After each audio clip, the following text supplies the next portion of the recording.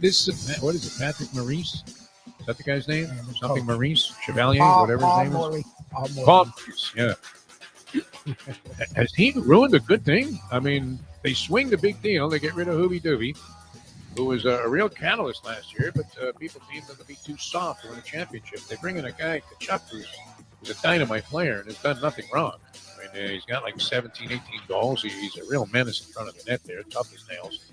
And a good guy to have on your team. And he brings that physicality. So that looks like, a move that should have made the team better, no? They were dynamite last year. They sucked this year. Sitting there sub 500 with this guy, Maurice. And he doesn't have much to say after these games, right? It's almost like the French Joe Philbin.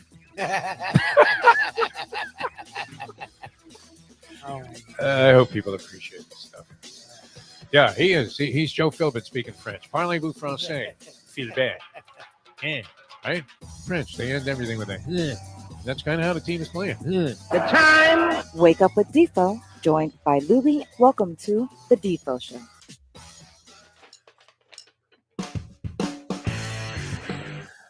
All right, ladies and gentlemen, a very pleasant good morning. Good to be with you here on the Defo Show. Jeff DeForest, and of course, my partner in these ventures, maybe to his own regret, the great Mike Lubie Lubitz. Yeah, I'll stick with you, Defo. I'll stick with you. But we are on the threshold. We are on the cusp of greatness, Lubie. I feel it. This Greenlight Ventures thing. I got a call from some guy yesterday. You mentioned somebody contacted you. They wanted to know more about this whole venture. And some guy, I couldn't really understand what he was saying. But it sounded like he wanted to interview me to be on the front page of some Wall Street thing. Nice. And I'm thinking, well, what am I, Gordon Gekko all of a sudden? I can pretend to be. Because I signed a little consulting agreement with these guys. And now, my buddy got me into it. And so that's great. But, and there's a lot of promise there. But so far we haven't really, ventured into anything but speculation as to what we might do. But it's great, right? Stock trading at 41 cents. We got to get Andy involved here, get some of his investors, and then we can all make money. And whoosh, right out the door, man. Costa Rica, next stop. That's right. Beach house, Costa Rica, my friend. It's not bad. I mean, but I need action. That's why I have to live here in Fort Lauderdale. I can't move. My buddy keeps telling me, you should move to Melbourne. It's like, well, what am I going to do? Melbourne. So, I play tennis with you every morning. We go to the dog track to bet horses. I mean, that's pretty much what I do anyway. But may as well do it in Melbourne. No beach, I guess. You don't have the beach. You like the beach as a backdrop. Oh, you have a beach in Melbourne. Beautiful beach. Too much surf, though, for me now. I mean, imagine that. Me, who used to like to go out in the roughest of seas. We couldn't wait for the waves to be 10 feet tall and go out there and body surf on Jones Beach on Long Island. And I was like, oh, wow, yeah, surf's up. And they usually had at least, some semblance of, surf coming to the shore there that you could take advantage of. But Melbourne, man, it's rough, like all the way out there, isn't it? I mean, have you been up there? You go in the water, I guess. Where is it that the big surfing thing is, where the Ron John Surf Shop is? Isn't that Cocoa Beach? New Smyrna Beach or Cocoa Beach, one of those places. Cocoa Beach. Yeah. But I don't know that I even want to go in the water there. I mean, I guess there were, quieter places, but I couldn't do it. Could you? Could you be in some retirement community? I mean, not as many restaurants. I mean, you couldn't do the Mike Mayo Lunchbox show there, right? Once you've been to the 4 restaurants, that's it. The idea of driving to a dog track every day to bet horses is something fakakta about that whole, idea. All right, a lot of stuff going on here, and we have a lot of stuff to explore, and it's going to happen, right? Somebody's going to go to jail, Lubie. Somebody is going to go to jail, and it's not necessarily Donald Trump. I don't think he ever sees the world from the other side of some locked bars, no? I mean, it's too late. The guy's like, what is he, 76, Trumpster? It's taken them 2 years that they've examined every fiber of evidence, every possible avenue points right at Trump, right? We saw him standing there going, we're going to go down to the Capitol. Like it just occurred to him. What building is it that we're going to reach? Oh, and I'm going to be there too. Okay, sure, Donnie. Right, and then the fact that these guys were completely obedient to his every command, that as soon as he tweeted, hey, let's get out of here, everybody left. Tells you all you need to know about that particular incident. The man incited a riot, tried to turn the United States of America into a veritable banana republic. This was, what I think was his legacy. I don't know, maybe he had some policies that actually did some good. I actually took advantage of a Trump policy that saved me about $2,000 on my taxes. Remember, he had that one thing, and my accountant, who's a very sharp guy, Johnny Kasbar, said that Trump had done more good for people than anybody could imagine. And I was thinking, but the guy's an asshole. I don't care. I mean, he could be Abe Lincoln in terms of policy. And although that would fire up our friend who used to call us all the time. And we did run into him, remember? Well, we ran into, who was the guy? He was the boxing guy. His name escapes me now. Well, remember we met him? Sandy. Sandy, yeah, great, longtime sports talk listener. And he would always call with a very adversarial call. Even if he liked you, he'd go, you know what, DeForest, I really like your show, but you're an asshole. I'm like, okay, explain. and he would go into a lengthy explanation about how they, Lincoln should have been perceived as a loser. Because in reality, he was advocating slavery. I don't know. I mean, who wants to argue politics with anybody anymore, right? As soon as somebody says they're on the wrong side or the other side, you immediately have to drop the conversation. Do you not, Lubie? Because you know what? Music is the universal language. Let's just speak in musical terms. Speaking of which, I mean, we do have to mention, I don't know if you were a fan of Jeff Beck. You're not really that deep into that type of music. Jeff Beck, extraordinary. I mean, respected by every musician that I know that was on my Facebook thread, fans on Facebook. Every single person had a tribute. I mean, and these are guys that really know what they're talking about, man. They're great guitar players in their own right, many of them, and also great musicians, including our good friend Albert Castillo, who, by the way, Albert up for two, not one, but two premier blues music awards. That's taking place in Memphis. I believe Song of the Year off of his latest CD. I've Got Love, I think is the name of the song. And then Performer of the Year, one of five guys, Performer of the Year, Albert Castillo. That's So great. congratulations to him. Yeah, monumental ascent that he made. He's been involved in these sort of things before, but never so centralized, is the steam behind Albert Castillo. But everybody said the same thing, Jeff Beck. In fact, one of the best pieces of work, and I can't remember the name of the song, but I have it in my head all the time. And one of the best pieces of work I ever did was with my buddy Mike, and we had made a show that, and I've talked about this a few times because it was an interesting business experience for me as a young DeForest. But we were a little down on our luck. We had lost a couple of opportunities that were there for us that were sustaining us. So we had a little television production company.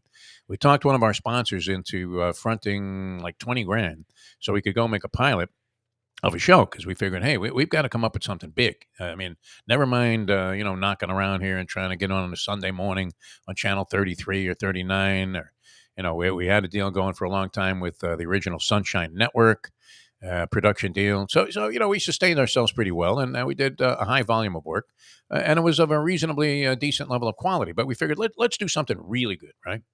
So we went out and shot a couple of stories, and we put together. This was before HBO Real Sports ever aired.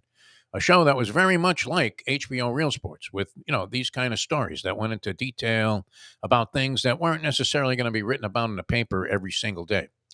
And we had a great little piece that we put together about my buddy, Albert Davila, and his quest to become the world champion. And you couldn't ask for a better theme than to, and this is one of the ironies of sport, that this guy's greatest moment of achievement was also the biggest moment of tragedy that he would ever experience as an athlete, where he wins a title, but the other guy dies as a result of the fight. Couldn't get any more yin and yang like in a single moment, right? You see the guy come across the ring, pop, pop, bam, as Giamatti would say in Cinderella Man. And that's exactly what happens. Boom, boom, jab, jab, right hand. Guy goes down, never gets up. Guy named Kiko Bejinas was a red-hot fighter in Los Angeles. This took place at the Olympic Auditorium. And we did a piece on that, and we set the beginning of it to a Jeff Beck song, which kind of had like an eerie sort of feel to it. And we mingled in, some of the clips and some of the comments from people. And I'll never forget it, man. I wish I had a copy of this somewhere. I don't know if it exists anymore. I think my buddy lost it, right? Both of us have moved like 100 times since we made this thing, and it was years and years ago. But the thing just flowed so perfectly to this Jeff Beck tune. So it's always going to have a place in my heart. I don't know that I don't think I ever saw Jeff Beck actually in concert. But when you're the guy, Joe Bonamassa is in that position now with a lot of blues guitar players, like they all want to work with Bonamassa. And he's seen, kind of as like the modern day Clapton. But Beck was in that category, widely respected by everybody. So he checked out, and that's very unfortunate. And also, while we're on the obituary column, Lubie, a guy that I had a chance to cover a lot when he was playing for USC, Charles White, the great running back from USC, and he didn't necessarily kind of fit the mold of the guys that they had there. I mean, they had a run of running backs that was very similar, not quite as illustrious. Well, up there though in stature as Syracuse, right? Where Syracuse had Ernie Davis, Jim Brown, Jim Nance, Floyd Little, and Larry Zonka. That's 5 guys across 15, 20 years, all in succession that were just unbelievable in terms of dominating at the running back position. But when I was covering USC, they had Charles White was the main guy. He had followed OJ, of course.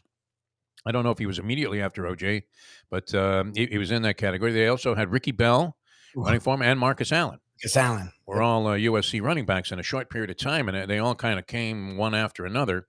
Yep. And Charles White was as good as any of them. A smaller guy by the standards. I mean, Ricky Bell was a monster, and he would just run over people. OJ was brilliant in all aspects as a college running back, especially, and then went on to distinguish himself as a pro as well. Although it looked like it wasn't going to go well for OJ as a pro. His early years with a lousy Buffalo Bills team were a disaster.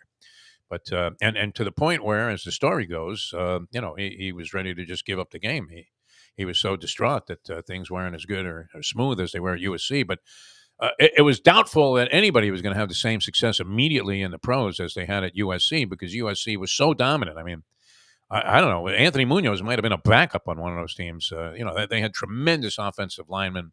And Charles White was great. A clever kind of scat back that also wasn't afraid to just mix it up and run right up the middle. And so he died at 64. I covered a lot of games with Charles White involved. 64, very, very young to check out. The Jeff Beck thing was kind of very, very short-lived illness. Well, short-lived is a bad way of putting it.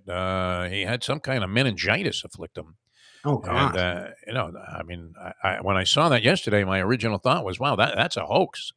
There's no way that this guy passed away. But he was 78 years old, and he got some kind of bronchial meningitis. I don't know what it was, but whatever it wasn't good. Let's put it that way. Not sure what I think Charles White had cancer. And might have had, a longer-term battle of cancer. But 64, think about that, Louie. I'd have been gone 8 years already. What would you have done if I checked out at 64? Man, you would have taken over the show and made it a big hit, and they never would have hired Brady Quinn. No, there you go. I don't think so. You'd still be doing radio, man. There would be no Green Light Ventures on the horizon. All right, somebody's going to go to jail. There's the obituary. I took care of the sentimental stuff here on the program. There's the obit. And we are going to have the Hialeah Park Trivia Challenge. So you challenge players, get ready, man. Put your thinking caps on and get ready. Dave Gurgly is going to join us. And then later on, we'll get into some things. Because this guy, he does it all, man. And I have a wide and mad respect for Ethan Scoop Skolnick. And I constantly regret being so evil to him when we were working very briefly together on the radio at Radio Purgatory, also known as the Lapa Nation, 640 WFTL. It was WMEN, I guess, was the official call letters. And they just transposed from an oldie station of sports. It was a real struggle. I was at a tenuous point in my career. I couldn't believe this was where I was at after all these years in the radio. But as I always told the Amigo and the Larry Million, right? The Amigo, I always told him, you are far better off having something going than just sitting on the sidelines and doing nothing. Because once you're out of the game completely, it's very hard to get back in. It's hard to get yourself motivated to get back in, and it's very hard for people to say, hey, I heard your show the other day. And so we had a modicum of success there, but my style and Scoop's were completely incongruous at that time.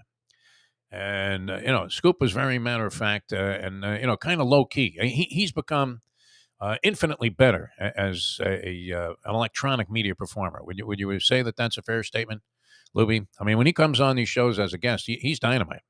Oh, no, I really enjoy talking to him.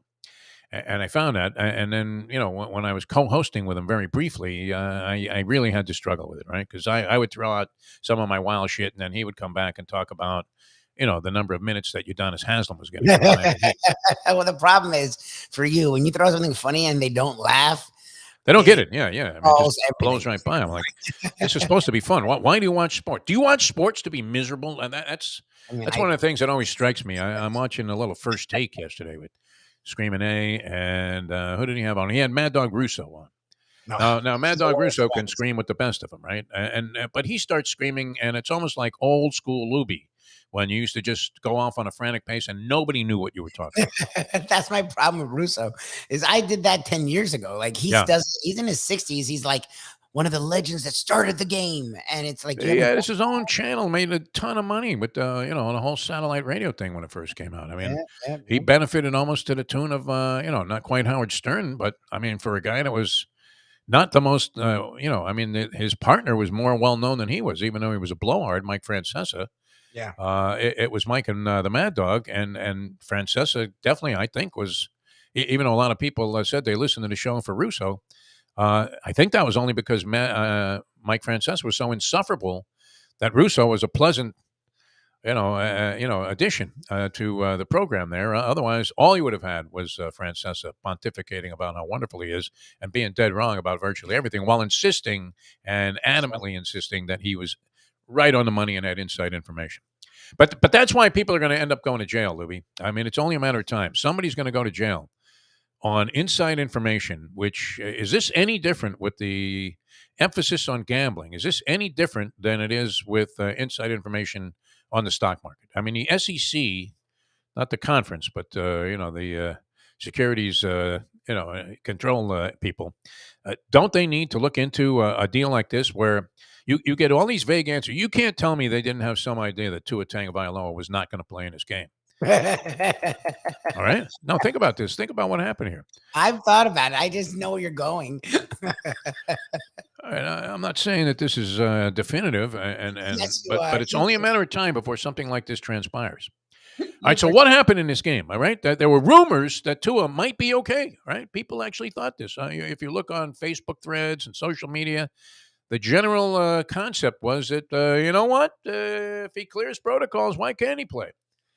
And everybody, has no idea what's going on with concussions anyway. So you would think, wow, it's been like 5 weeks. When's this guy going to be all right? What is he still speaking in tongues? I'm not sure. He was seen in the tunnel there. He's doing the waddle and greeting his teammates. He certainly seems to be okay. But and the implication seemed to be, Lubie, that there was an excellent, I don't know about excellent, but a strong chance that Tua was going to be the starter for the Dolphins. Now, you know my theory. The Dolphins have zero chance, 0.0 without Tua, and I believe they would have lost this game even with Tua because of what they're facing. It's monumental in terms of the momentum that the Buffalo Bills have. Now, you still have to play. They did play the Bills in terms of, I mean, if you were going to say, is it a decent matchup for the Dolphins? Absolutely, right? They beat them once before, and they lost a nail-biter on a last-second field goal where they had many opportunities to pull out that game and win the game. And you're thinking, okay, so from a matchup standpoint, no matter how you break it down, you can go offense versus defense, coach versus coach, this versus that. The bottom line is they played two games that they each were high-scoring affairs, and the differential between the two teams across two games was 1 point. Mm-hmm. So how you're not in there with a shot? That shot only could be fired if Tua was quarterback, because I think we've done a good job of illustrating this, Mr. DeRogatis. The truth was, if you watched, I mean, if we were Greg Cosell or one of those guys on, the Gillette, Inside the NFL show, whatever that is. What was that? The show called again? NFL matchup is the thing. NFL matchup, yeah. If we were Jaworski, and we were breaking that down, I think there was a clear illustration of the difference between a pro quarterback with some seasoning, and you do have to have faith and trust the so-called system a little bit, and you also have to have the confidence that it's worked for you enough times that you can go ahead and make these sort of blind throws.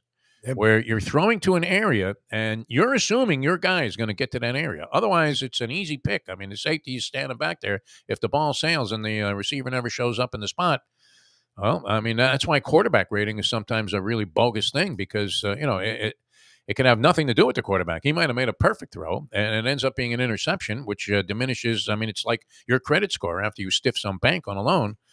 It's going to plummet.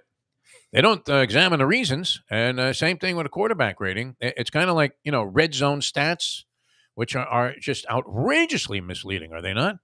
Because, I mean, it's one thing if your red zone possession starts at the 1 yard line, and it's first and goal.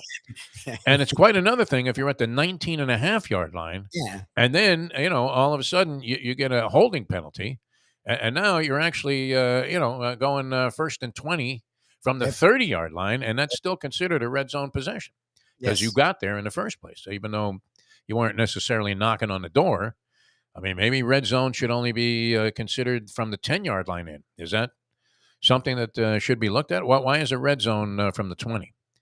Because those stats are outrageously misleading, and announcers and TV production people love to flood you with red zone statistics. Well, they've only scored 53% of the touchdowns in a red zone. A huge differential, right? I mean, depending on what part of the red zone you started out in. Mm-hmm. Unless you're going against the Red Sea defense of Tony Sperano. Then it doesn't All right, so matter. anyway, I believe that they had a pretty good idea whether that Tagovailoa was Put not it going to this play in this game. way, I believe that they knew this was not going to happen. missing 2 games, you should be back. So if on Wednesday they're saying he's not back, you're right. Because then they pretty much had accepted he wasn't going to get there. Like we know he's not going to get there. They had said they wouldn't talk about it, and Skylar was going to start. Okay, you're right. But for different purposes, it feels like they withheld that information, and it does feel a little weird. And it was, as Dave Hyde pointed out when we spoke with him the other day, Wednesday, yesterday was going to become definitive what was going on, because if the guy doesn't go out on the practice field even, guess what? He's not going to play. He can't play. You may as well tell people right then, be upfront with them and say, hey, you know what? This guy's not playing in this game. And our other guy's got a banged up finger, man. His hand is as big as Quasimodo's. And so, you got Skylar Thompson, a rookie quarterback, 7th-round pick. And whether you like the guy or not, or think he has potential, I mean, against the Buffalo Bills team on the road in the first round of the playoffs, when the Bills will have such amazing incentive. I mean, this DeMar Hamlin released from a Buffalo hospital, now home, and is he going to lead the team on the field? 100%. The Tony was like, no, he'll be in a room. He's not going to be in a room. No, he's going to be there. What, are you kidding me? Wednesday, they released him 5 days before the game. He's 100% running out with some fucking Bills flag on a Buffalo. I'd be surprised if he didn't play. I really would. I'd be surprised if he didn't start. This is Willis Reed, times 100 right now because of the emotion. I mean, people weren't all that wrapped up in Willis Reed. It was a great story if you were a Knicks fan, right? You wanted him to play, and you figured you had no shot with the Knicks, even though Reed in that ball game only had 4 points. He went 2 for 4 from the floor and didn't play a significant role. It was all Clyde Frazier that day. Yeah. But, the emotional impact of seeing Willis, come running out of the tunnel there and peel off the jacket, all number 19, and you're like, wow, that's really something. What a motivational tool it turned out to be. He's running out of the tunnel ahead of McDermott, the coach. 100%. And he's probably going to give a fiery one of those speeches, that you used to get from Ray Lewis. Yes. He may even do the Ray Lewis dance, with that stupid slide, whatever that was.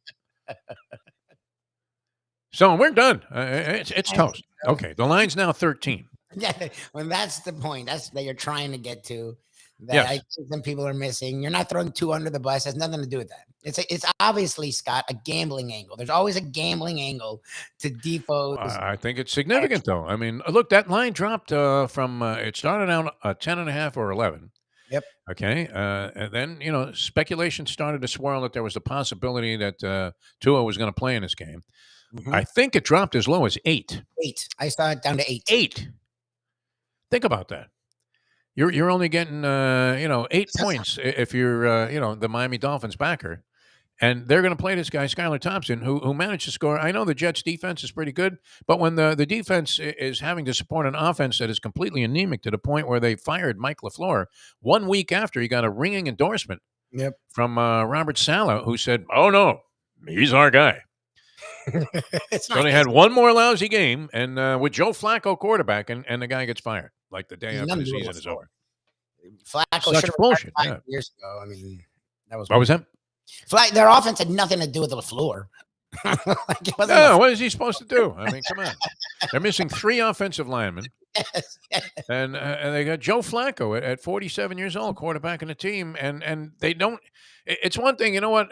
Here's the thing with coaches, and I don't know, maybe I'm dead wrong about this, but if I have Joe Flacco, who at least still has a decent arm, He Wouldn't you have actually taken like a bunch of shots down the field in that game? wasn't getting hits. That's what's annoying Yeah. about the game is he couldn't move. He never could move, and now he really can't. They had no offensive line, and he didn't get touched. He was just like coasting. I was like, what Yeah. game is this? Like, what is going on? But they didn't try anything. I mean, they tried a couple of long passes, but I would have been putting some pressure on the Dolphins secondary. I mean, they weren't going to win the game in any other fashion. They weren't going to win the game anyway. They scored 6 stinking points. Yeah. Right? But, yeah, I mean, I don't think, if you're going to have a backup quarterback, maybe you can't go with the conventional wisdom and say, we're going to dumb it down for this guy. Maybe you have to try, it's your only chance is to just do, not trick plays necessarily, but just, open it up a little bit, right? The first and 10 play doesn't always have to be a give for 3 yards to the running back straight up the middle where he gets crushed. Why not a little play action and send it down the field? Take a few chances. You would think. So that's where I would have disagreed with Mike LaFleur. And he gets the axe. But to drop that line down to 8 and then now have it go off at 13. If you were Stephen Ross, it's going to happen. Somebody's going to go to jail.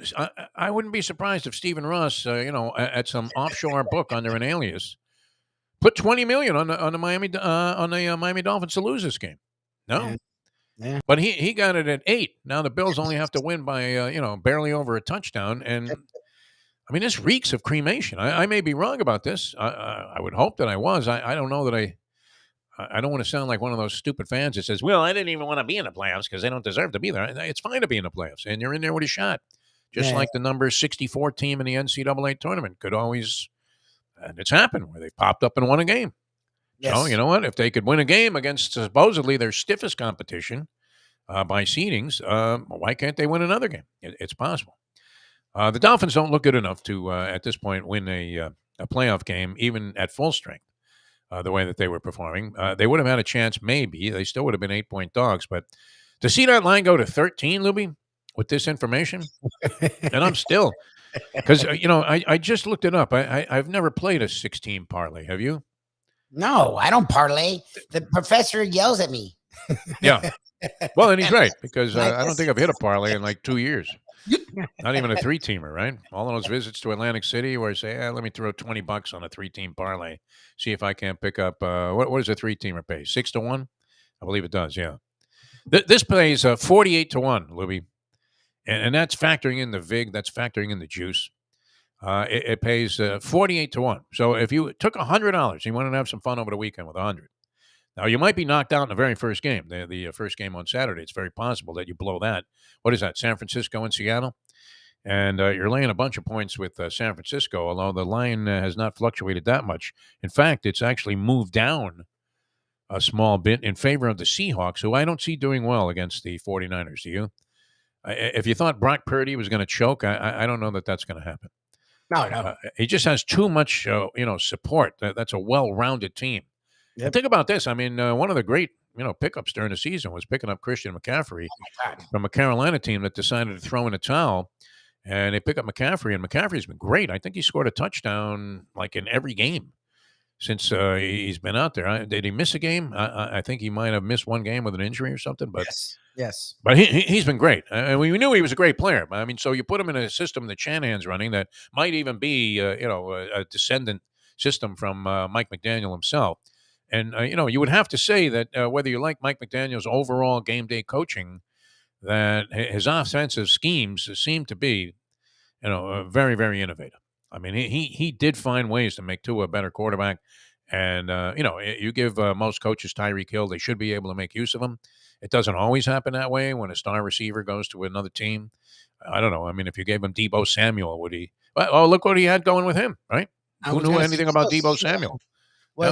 Was good coming out of college, but he wasn't a monster. He turned him into like the most scariest weapon in all of the league. Hey, look, Mostert, who's running the ball real well before he got hurt, and I guess he may be out of this game also. But, I mean, where did he blossom? Under Mike McDaniel in San Francisco. He was a journeyman before that. Yes.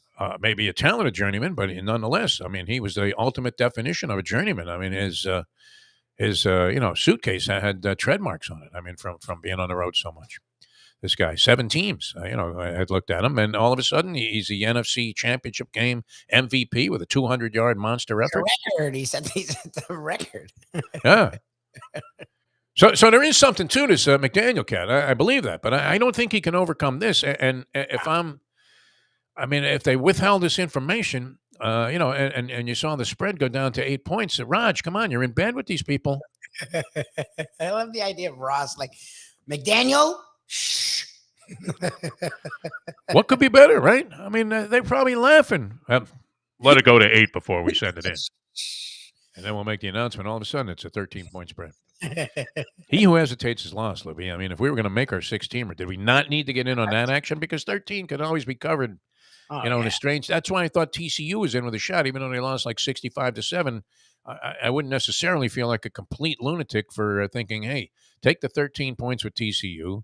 Hope that the game is hovering between 2 and 3 touchdowns, that they're down the entire time, which seemed like a very strong possibility. And that somehow at the end of the ball game there, while celebrating, and they got Stetson Bennett, he's already smoking cigars, and Kirby Smart has already been doused with Gatorade, and somehow very quietly in the final seconds of the game, TCU Duggan runs in a touchdown from 3 yards out, and guess what, people?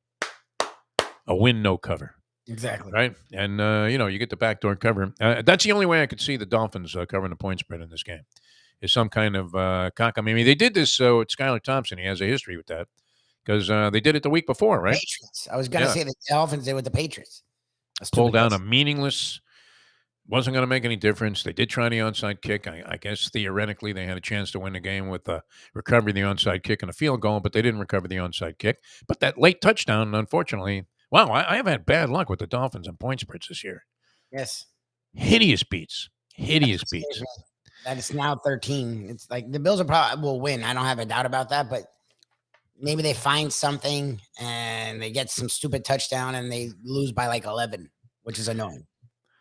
Most of the people that are picking this game, and their credibility also is questionable at best, because at least in this particular on CBS Sportsline, let me get the gentleman's name here, Tyler Sullivan. At least he's holding himself accountable. He's 41-45 on the season on his best bets. This is in a year where a lot of public handicappers, guys that are like listed and my guys in the Post, actually had winning seasons. I guess the NFL was a little more transparent this year than it's been in some other seasons, where you're thinking, wow, if you're even slightly above 500, that's a miracle. And you need to be slightly above 500 just to break even because of the juice. The vigorish. I like that term, vigorish. It's great. He's 41-45 on his locks of the week. Not even best. I guess it's the same. But, I mean, when you say something's a mortal lock, come on, Lubie. It's one thing I tell you, hey, my best bet is KD Kakis, and he runs up the track. But if I tell you he's a mortal lock, and you go ahead and invest significantly based on the fact that, these are strong words of endorsement, then you shouldn't be losing on your mortal locks. 41-45, 125 and 137 on the season. He has the Bills winning this game 33-17. So, and most of the guys that I saw had the Dolphins scoring some points, whereas our own Mike Mayo has them getting shut out. I would lean more towards Mayo, I think, than them scoring some points. Yeah. They put up 9 versus the Jets, who couldn't move the ball at all. Horrendous. I mean, that was ugly. And like I said, Thompson doesn't look horrible. It's not like he's one of these inept quarterbacks where it looks like, can I even say this, the proverbial Chinese fire drill, where guys, or like electronic football, when you plugged in the electricity and guys just started going crazy. There's some form to what he's doing, but I just don't think against the Bills in that circumstance the Dolphins have much of a chance. 48-1, Libby. We've got to narrow this down before tomorrow. Our 16 parlay, and I think that's the only way to approach the weekend. Okay. Never mind, trying to make $100 by betting 110 to win 100 on games that look like an absolute veritable cinch. And the Bengals line went up. I mean, but without Lamar Jackson, there was another questionable quarterback status that was affecting the point spread. But without Lamar Jackson, I mean, the Bengals just beat the snot out of the Ravens. Yep. They kind of eased up in the second half and still won by double digits. They had a lousy second half. They were pouring it on in the first half, and I don't know if they coasted or whatever. I mean, they realized that they couldn't improve their situation any. But I think they bury. The Ravens are sometimes very competitive in like low-scoring games. I don't think they can hold Cincinnati down in this game, and I can't imagine they muster up enough points to even cover 8.5. So there are 2 burial games. I believe the Dolphins are completely in a position to be destroyed by the Buffalo Bills, and that you will find out somewhere down the road just like we didn't realize that Joe B., our man Joe Biden, had some documents as well stashed away. But what is it about leaving the White House with top secret documents? Is that like stealing the computer at work on your way out the door? That's why they have, security escort us out whenever you get canned on a radio job. If you have to be there, if they, don't extend you the courtesy of at least extinguish. They extinguish you, but they don't extend you the courtesy of at least I did feel extinguished. telling you not to bother coming in tomorrow, right? Maybe you have some stuff there. Did they ask us if we had any stuff? Oh, you were still around. You actually were offered a job there to stick around, right? I Well, was. it was a very hopeless job with no future in it whatsoever. And you had groomed yourself. I was thinking this morning, Lubie, and, you're going to call me crazy.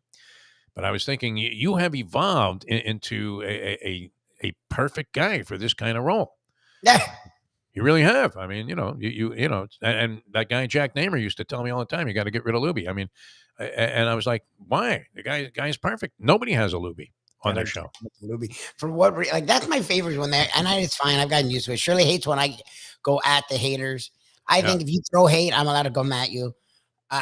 You can hate on me, it's fine. My voice is weird. But other than that, I think it's great. I really do. I've grown so accustomed to it. What do you I watch all these people, and that's when I did interview for other stuff, and they're like, everyone has to roll, and I'm like, what the fuck does that mean? Like, are you watching what's out there? Like, I have eyes and ears. Like, I see what's out there. Like, I've done this a long time now.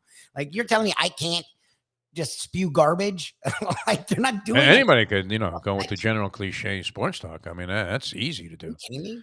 Yeah. Deciding that Stephen Ross is going to end up in jail, I mean, that's another approach.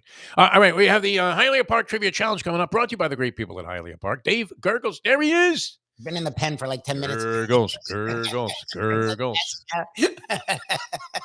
I don't know if Gurgles is in agreement. I think he can see the light with this, being a degenerate that he is. He's not a big sports bettor, but I mean, withholding information, is that not like insider trading in the SEC, right? I mean, this is Martha Stewart time, is it not? Where, they don't tell you. Yeah, I would agree. Yeah. What do you think? I would agree. It should, but did they know? Maybe not. I don't know. So I don't bet sports at all. So I just kick back, watch, enjoy the games. I'm cognizant of what the lines are. Yeah. I was at formerly Stake 2 on Sunday when the Dolphins were beating the Jets 9-6, and I 11-6, made my normal. No, but they were beating them 9-6. Oh yeah. And I made my announcement that I always do. Well, sorry, folks, you don't win those free tacos. They don't have double digits. Then they crossed the goal line and went to 11, and no one could see me around anymore. So that's it. The old Polyman Salugi play, right? Cost a lot of people the point spread too. That were bold enough to take the Jets. In my case, I just was given the Jets, but I was giving them at 3 and a hook, and that was a line that went up substantially. Oh boy, almost that's doubled. A tough beat there. Tough beat. Gurgles, I'm watching a TV downstairs here in the old man cave, and I see I could have been more thrilled. And Sanders makes that field goal. It eliminates all possibility of losing to 3 and a hook. All possibility. 18 seconds to go in a game. Even if Flacco throws a pick in the flat, if the guy was smart, he would just take a knee right there. Wouldn't even run it in. So the only thing that could beat you is a safety and the Salugi play. And Polyman is on board with me. I talked with him about this.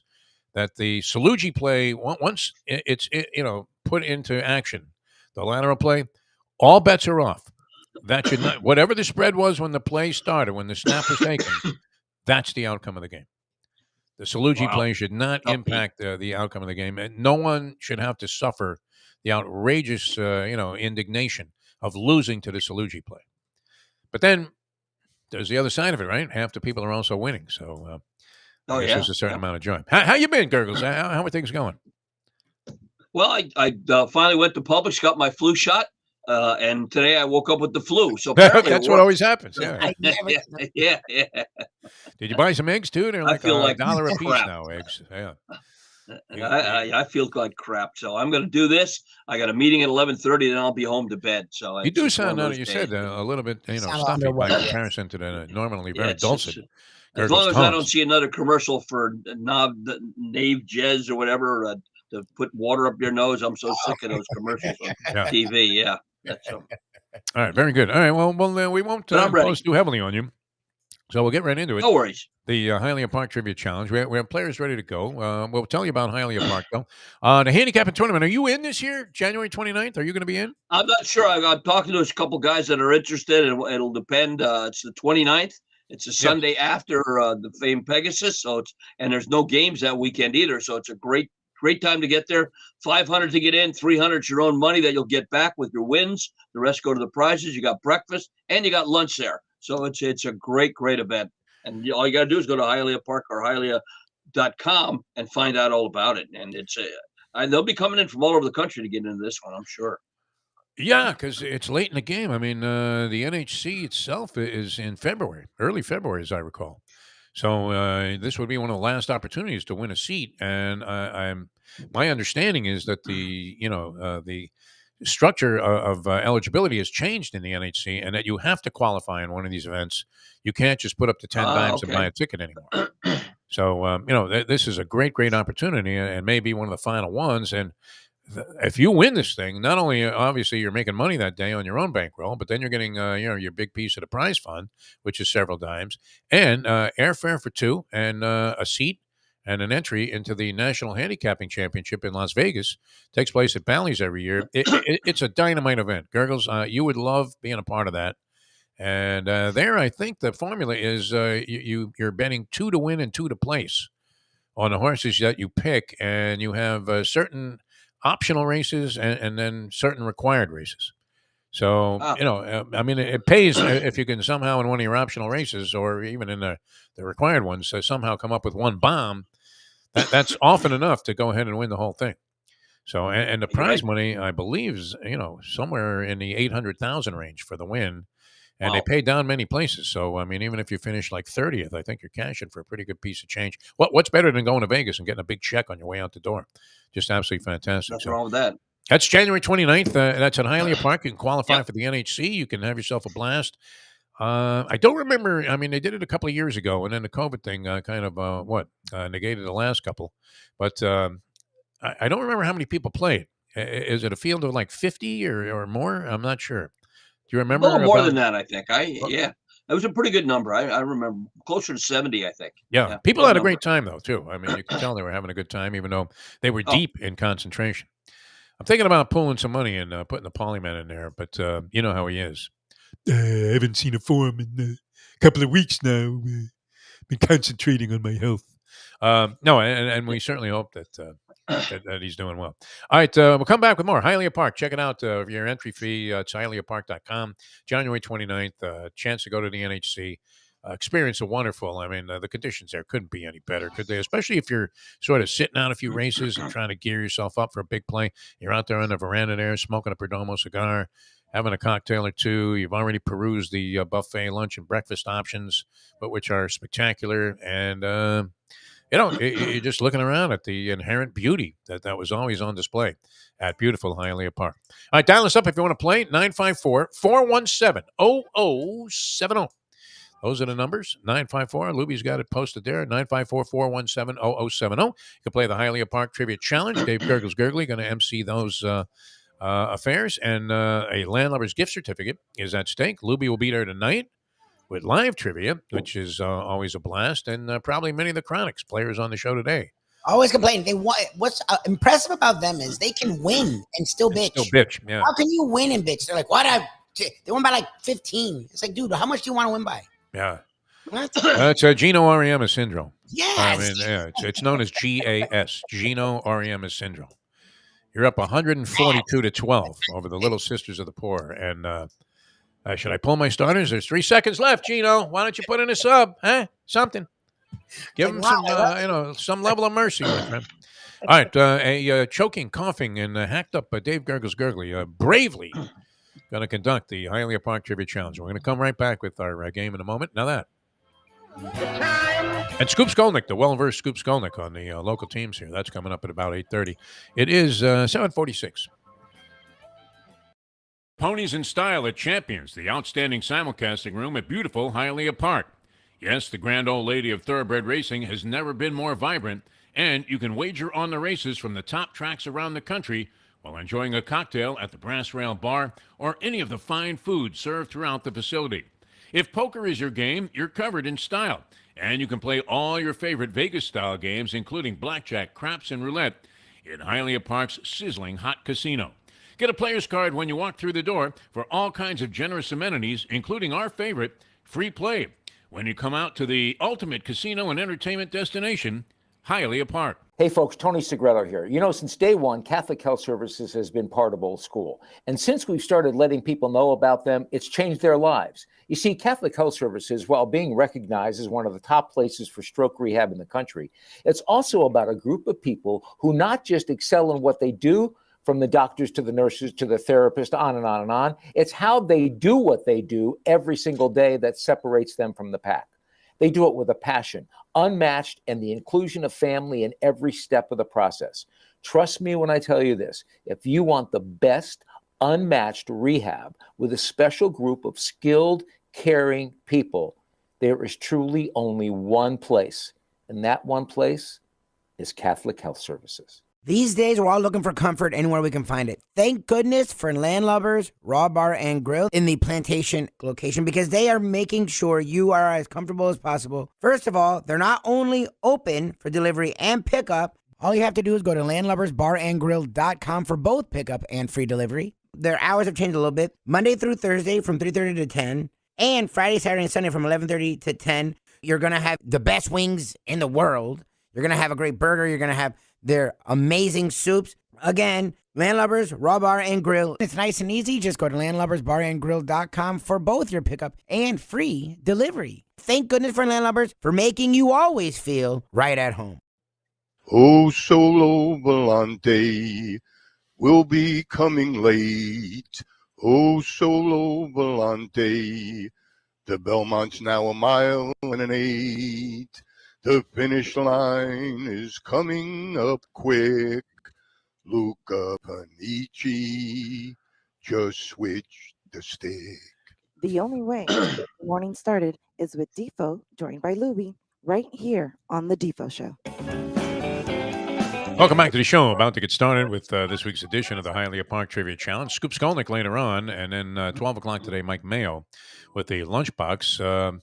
Mayo says, the voice is fine, the Lubie voice. And you know who else was very, I'll never forget this, because before we first started doing the trivia challenge and the many appearances that the Polyman made with me in various forms of media, radio and television, he said to me, Gurgles, what am I going to do about the voice?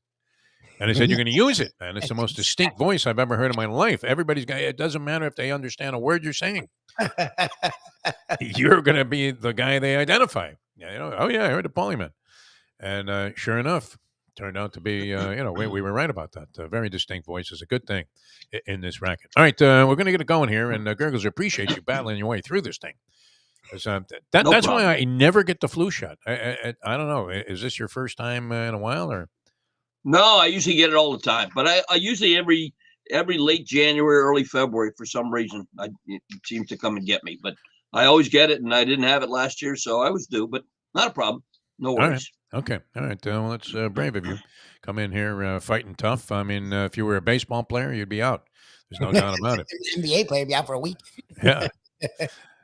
Load management. They might have even quoted and said, hey, I'll take the week off. All right. Here we go. We're going to get into it. And you guys can dial us up 954-417-0070. And we'll do this in honor of the Polyman and have Dave Gurgles Gurley start us out.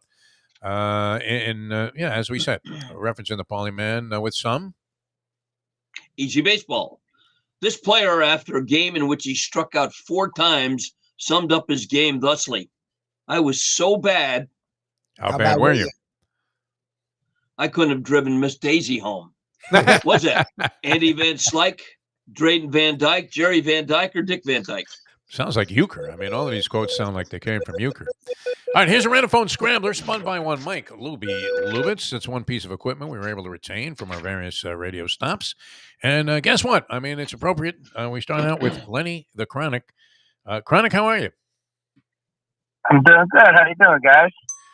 We're doing all right. I'm glad you agreed that Lubie's unique style and voice probably is his ticket to stardom. I love it.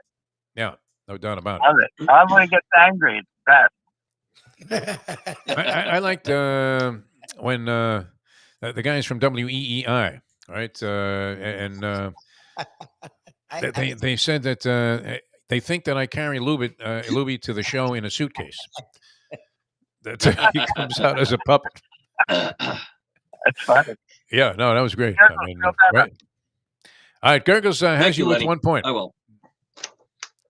All right, Lenny, golf, true or false? The great Babe Didrikson Zaharis was once stripped of her amateur status for, believe it or not, receiving compensation for appearing on the cover of a Wheaties box. True Wow. or false? Probably. Let's go true. That's false. No. You get 'em every No. time. No, she was actually stripped of her amateur status for doing a commercial for Dodge after she bought a Dodge car. Is that right? No, sorry, Wow. Lenny. Yep. All right, that was a good one, though, Gurgles. You had me. Got I me would have out said of true to that. All right, one going for 4 here, Lenny. All right, NFL postseason, Lenny. Two quarterbacks are tied with the most postseason wins on the road with 7 in their career. Tom Brady is one of them. The other one is Carson Palmer, Joe Flacco, Aaron Rodgers, or Eli Manning. Oh, jeez. Wow. Let's go with let's go with Eli. I think it's Eli. That's what I would have said. It's a good guess. How about Joe Flacco, the aforementioned? Wow. Yep, Joe Flacco. How many years ago was that, Gurgles? That had to be like 20 years ago, based on what Well, we it's saw. 7 this week. wins on the road, so it was a little while ago. Yeah. All right. All right, going for 6 points here, Lenny, to establish the pace. All right, Lenny, I know you're a big ABA fan. Which of the following is not in the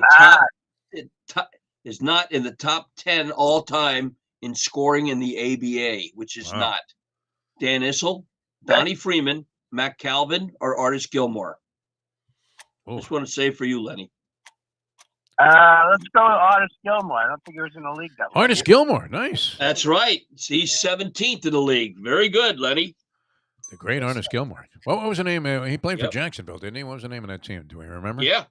Yep. Jacksonville and what? Were Yeah, they the Jags? Jacksonville Dolphins. Dolphins. Okay.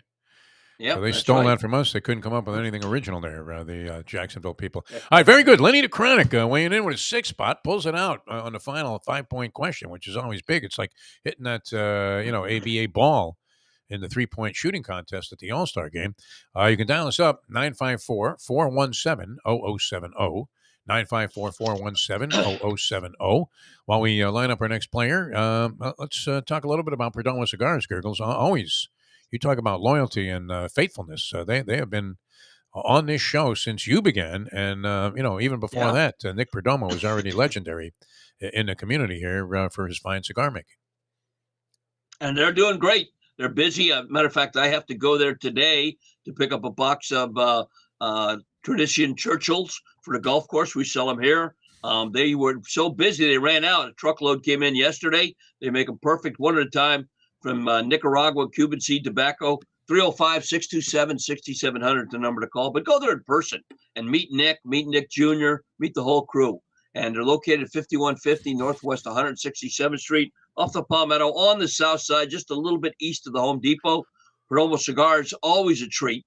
And even if you're a little under the weather like me, Perdomo Cigars don't hurt. A hot tea with lemon, maybe a little brandy, and a Perdomo cigar, and you'll feel much better. So today, tomorrow, whenever you can, make it a perfect day with a cigar from Perdomo Cigars. All right, very good. Dave Gurgly, ladies and gentlemen. All right, we have Lenny with 6. He started us out, and we'll continue now. If you'd like to play, 954-417-0070.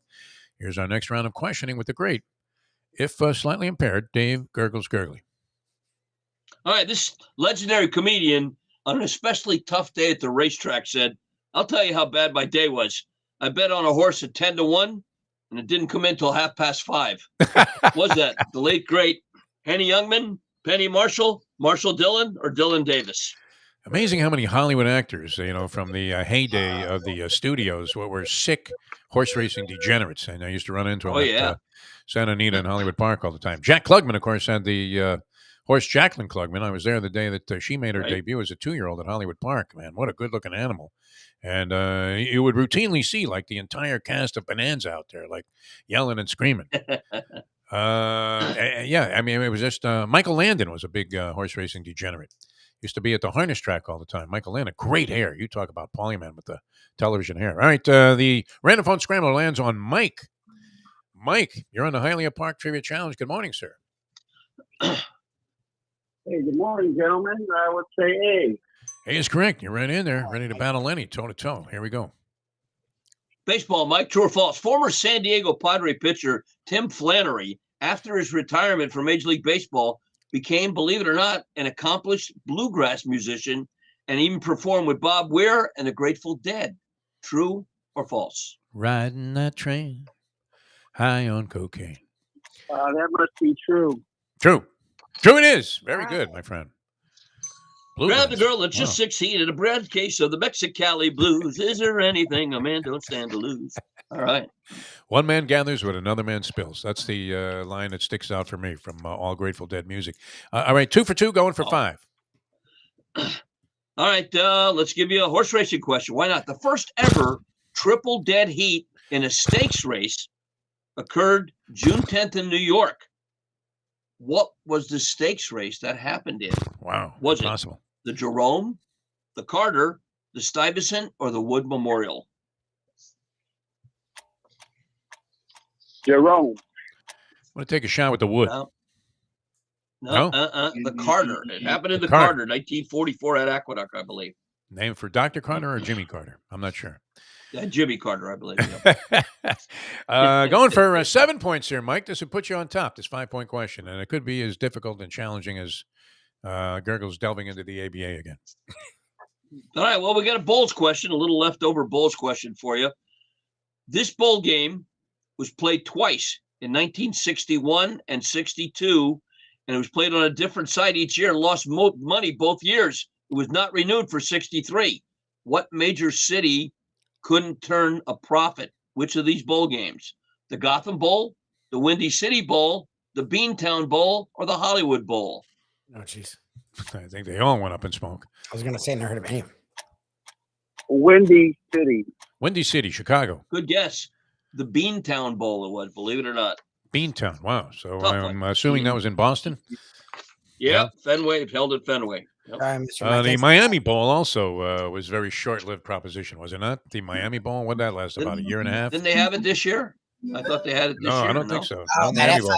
That's FIU. FAU. FAU has a Boca Bowl. Oh, okay. That has a longer. The Marlins Park did not last. Yeah. That's I think right. that was a one-year proposition. It was kind of like the Miami Matadors. Who is there any way for me to collect? Can I, get a suit going against these guys? Still, for 30 years later, stiff job, unbelievable. For all of that advertising they did on the great WQAM. All right, we're coming back with more with Dave Gurgles. Gurgley, get your Perdomo cigars out, get your scorecards out, get your thinking caps on. We'll continue to challenge here, the Hialeah Park Trivia Challenge. Lenny the Chronic, let us off with a 6 spot. That's what you have to eclipse. Later on in the program, Ethan Scoop Skolnick, he was at both. I don't know how he stayed awake after that Dolphin game to drive to the blank arena now, because they finally got to erase the FTX there, the Bankman-Fried Arena. And he went down there the same day to cover a Heat game. Yes.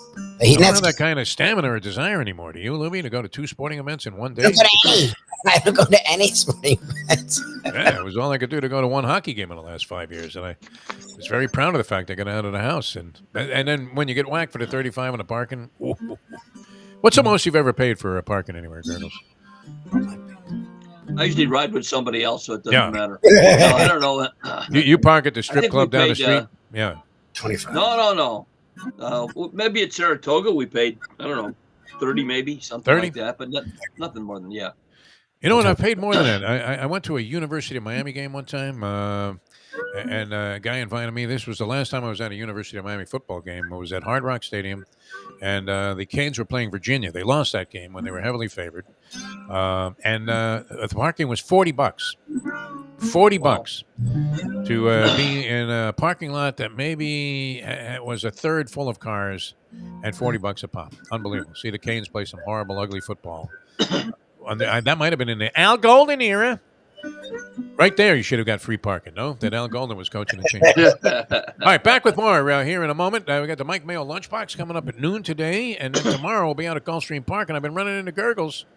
You seem to have made a habit of that, Gurgles. I don't know if you're going to be up to it tomorrow. Let's hope this thing kind of blows off, and you're in a schwitz tonight, and you get out in your usual spot at Nando's Bar there. But we have a great time out at Gulfstream Park, and just to be reunited with that scene out there after kind of being away for a little while.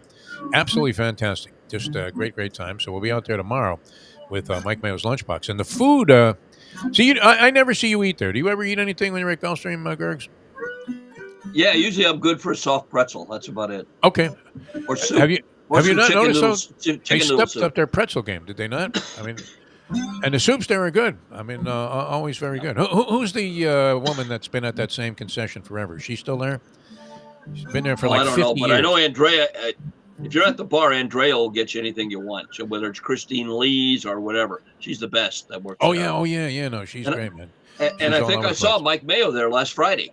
Yeah, he lingers. Yeah. Oh, he was hanging, man. He won a lot of money. He was on a roll. Yeah. All right, we're coming back with more. More in the conclusion of the Hialeah Park Trivia Challenge. Dial us up, 954-417-0070. And we'll be back in a moment here on South Florida Live. Now that. The time. You all right, Gurgles? Should we send a cut man out there? No, I'm okay. I think it's the eye. It's 8:03.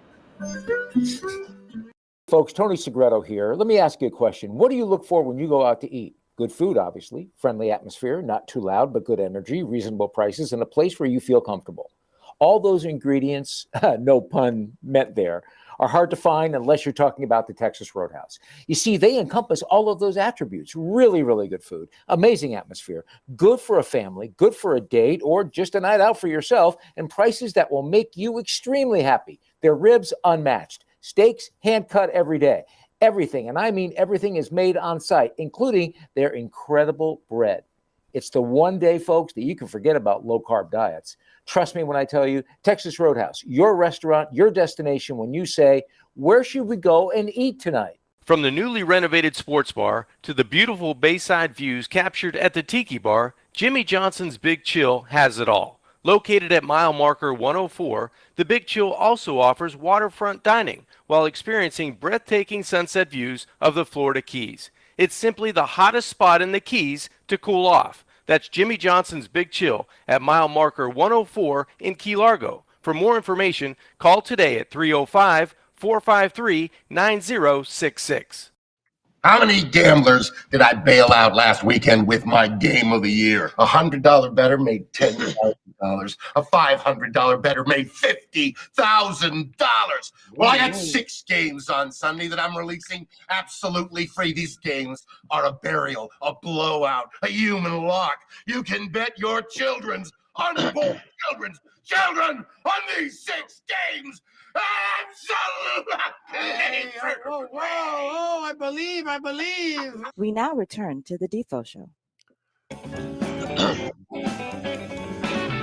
Welcome back to the show. The Hialeah Park Trivia Challenge is underway for this week with Dave Gurgles Gurgley, who has been bold enough to raise practically like Lazarus from the dead here. Got out of bed and set himself up, and he's going to do this and a couple of other things, and then whoosh, right back into the sack there. Now, do you drink your, is it Jameson that you're a fan of?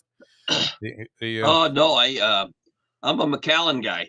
Macallan. And, Macallan, there's Redbreast Irish whiskey, and I have a bottle of Middleton, which comes in a box. Like, oh man, that's real good too. But I won't have any of that. I'm drinking hot tea with lemon, maybe a little honey, and that's it for today. But I'll be here working all day till I got a meeting at 11:30 with the Make-A-Wish people for a tournament, and then Friday, Saturday, Sunday is our member event here, and I'll probably be here for that too. So it's going to be a long weekend, but that's okay. I'll work, go home, relax. No problem. Hopefully you'll be on your perch there. You. Oh yeah. Is that a permanent assignment that you have that table? You're always at that same table. I would imagine. Well, this is my office. Actually, saves it for you. Yeah. Yeah. This is my office. Oh. Oh, I mean at Gulfstream. Yeah. It's a track. Well, we don't care about what you're doing there. Sometimes I'll sit at the bar. Sometimes I'll sit at the table back there. Right. Depends how I feel. Not a problem. I think you're, holding court very well from that table spot. All right, we're ready to go here with more players. You can dial us up if you want to play at 954-417-0070. Try and get at least a couple more in. Here is Lenny leads the way of this week's edition of the game with 6 points. A Landlubber's gift certificate at stake. That's a great place to go. Has Mayo ever been there? We need Mayo's opinion on Landlubbers. How could he not like it? If he made a face about that, I would. That would be it. He would lose all credibility with me like he did yesterday with that pizza demonstration, which for a New Yorker was a disgrace. You ever blot your pizza, Gurgles? Like with a towel if it looks a little greasy? A lot of grease on it. No. That's part of the charm of it. Yeah. Exactly. You want that grease just smearing onto your shirt. You want to look like Hank covering a sporting event, right? With the stain of pizza grease. Always on a relatively decent suit that he was wearing when he was working for the advertising agency. All right, here we go. Back in the game. Lenny with 6. And here's Dave. College hoops. This University of Connecticut coach on questionable recruiting tactics said, "We may have broken rules, but we did not cheat." Was it Jim Calhoun, Rory Calhoun, Calvin Murphy, or Calvin Coolidge? There's a lot of merit in that statement. Think about it. It's very existential. Here's Ron ready to go. Ron, you're on the Hialeah Park Trivia Challenge. Good morning, sir. Good morning, fellas. Let's go with A. A is correct. Ron. All right, Ron, horse racing. With the Stronach family owning both Gulfstream and Santa Anita, Gulfstream Park will run 3 stakes on the grass, which were rained off the turf in California. True or false? Yeah. Wow. Let's go true. I want to say false. No. It didn't make a lot of sense, that one. Yeah. No. It did Although you fooled Ron. I mean, so that was good. Yeah. Horse guy. You fooled me. I was going to say, sure. Oh, yeah, sure. You're like Pentangeli on that one. All right, one going for 4 here. Ron, move you into second place. Hockey, Ron. Who holds the NHL record for most penalty shots made in a season with 3? Wayne Gretzky, Pavel Bure, Phil Esposito, or Guy Lafleur?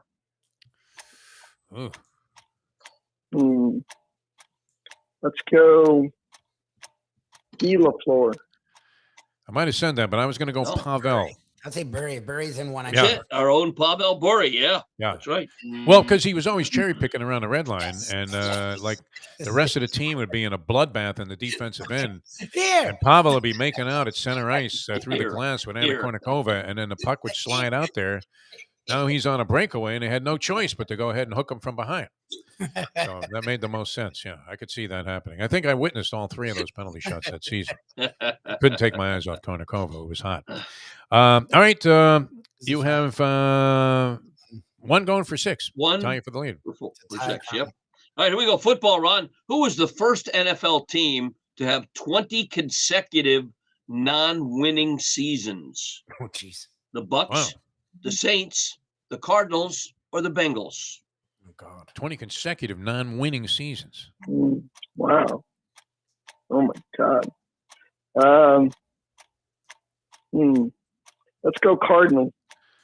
I'm going to say Saints. Archie Manning. Yeah, the Aints with the paper bag over their head. The Aints. Yeah. That's right. So I would have 6 points. Or at least, no, I would have had like a 9, I think. No, I would have known the truth. I would have swept. I would have swept if I did this thing. You'd have missed the quote. It was impossible. Yeah. No, the true false too. I mean, it sounded too cockamamie. They were going to run 3 races at Gulfstream that were supposed to be at Santa Anita. How are you going to do that? Put all the horses on the plane. That would have been great.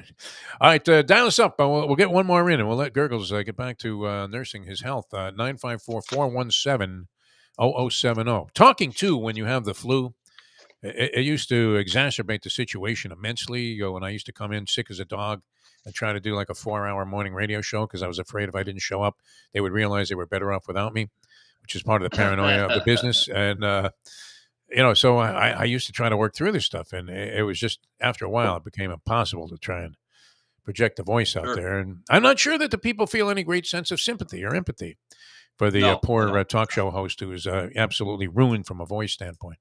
All right, here we go. We'll get in one more here, and then we'll go to the finals. Somebody has to challenge All right. Lenny the Chronic. It could be this gentleman. Otherwise, everybody else becomes eligible again, which is great.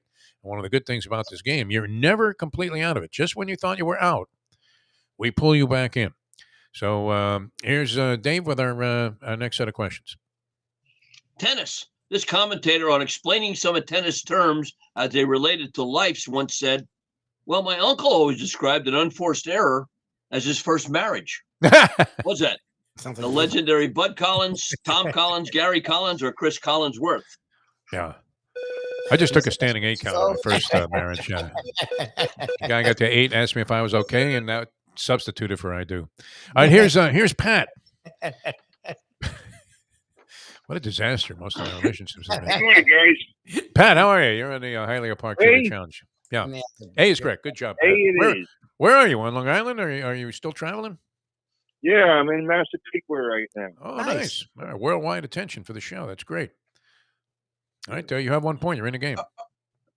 True or false, Pat? During this regular season, believe it or not, Cardinals, now retired, I guess, J.J. Watt, offered to pay a bettor's parlay after a bad call robbed him of a win. True or false? Oh, my God. That's Defo's dream. Somebody please pay my debts. True. True.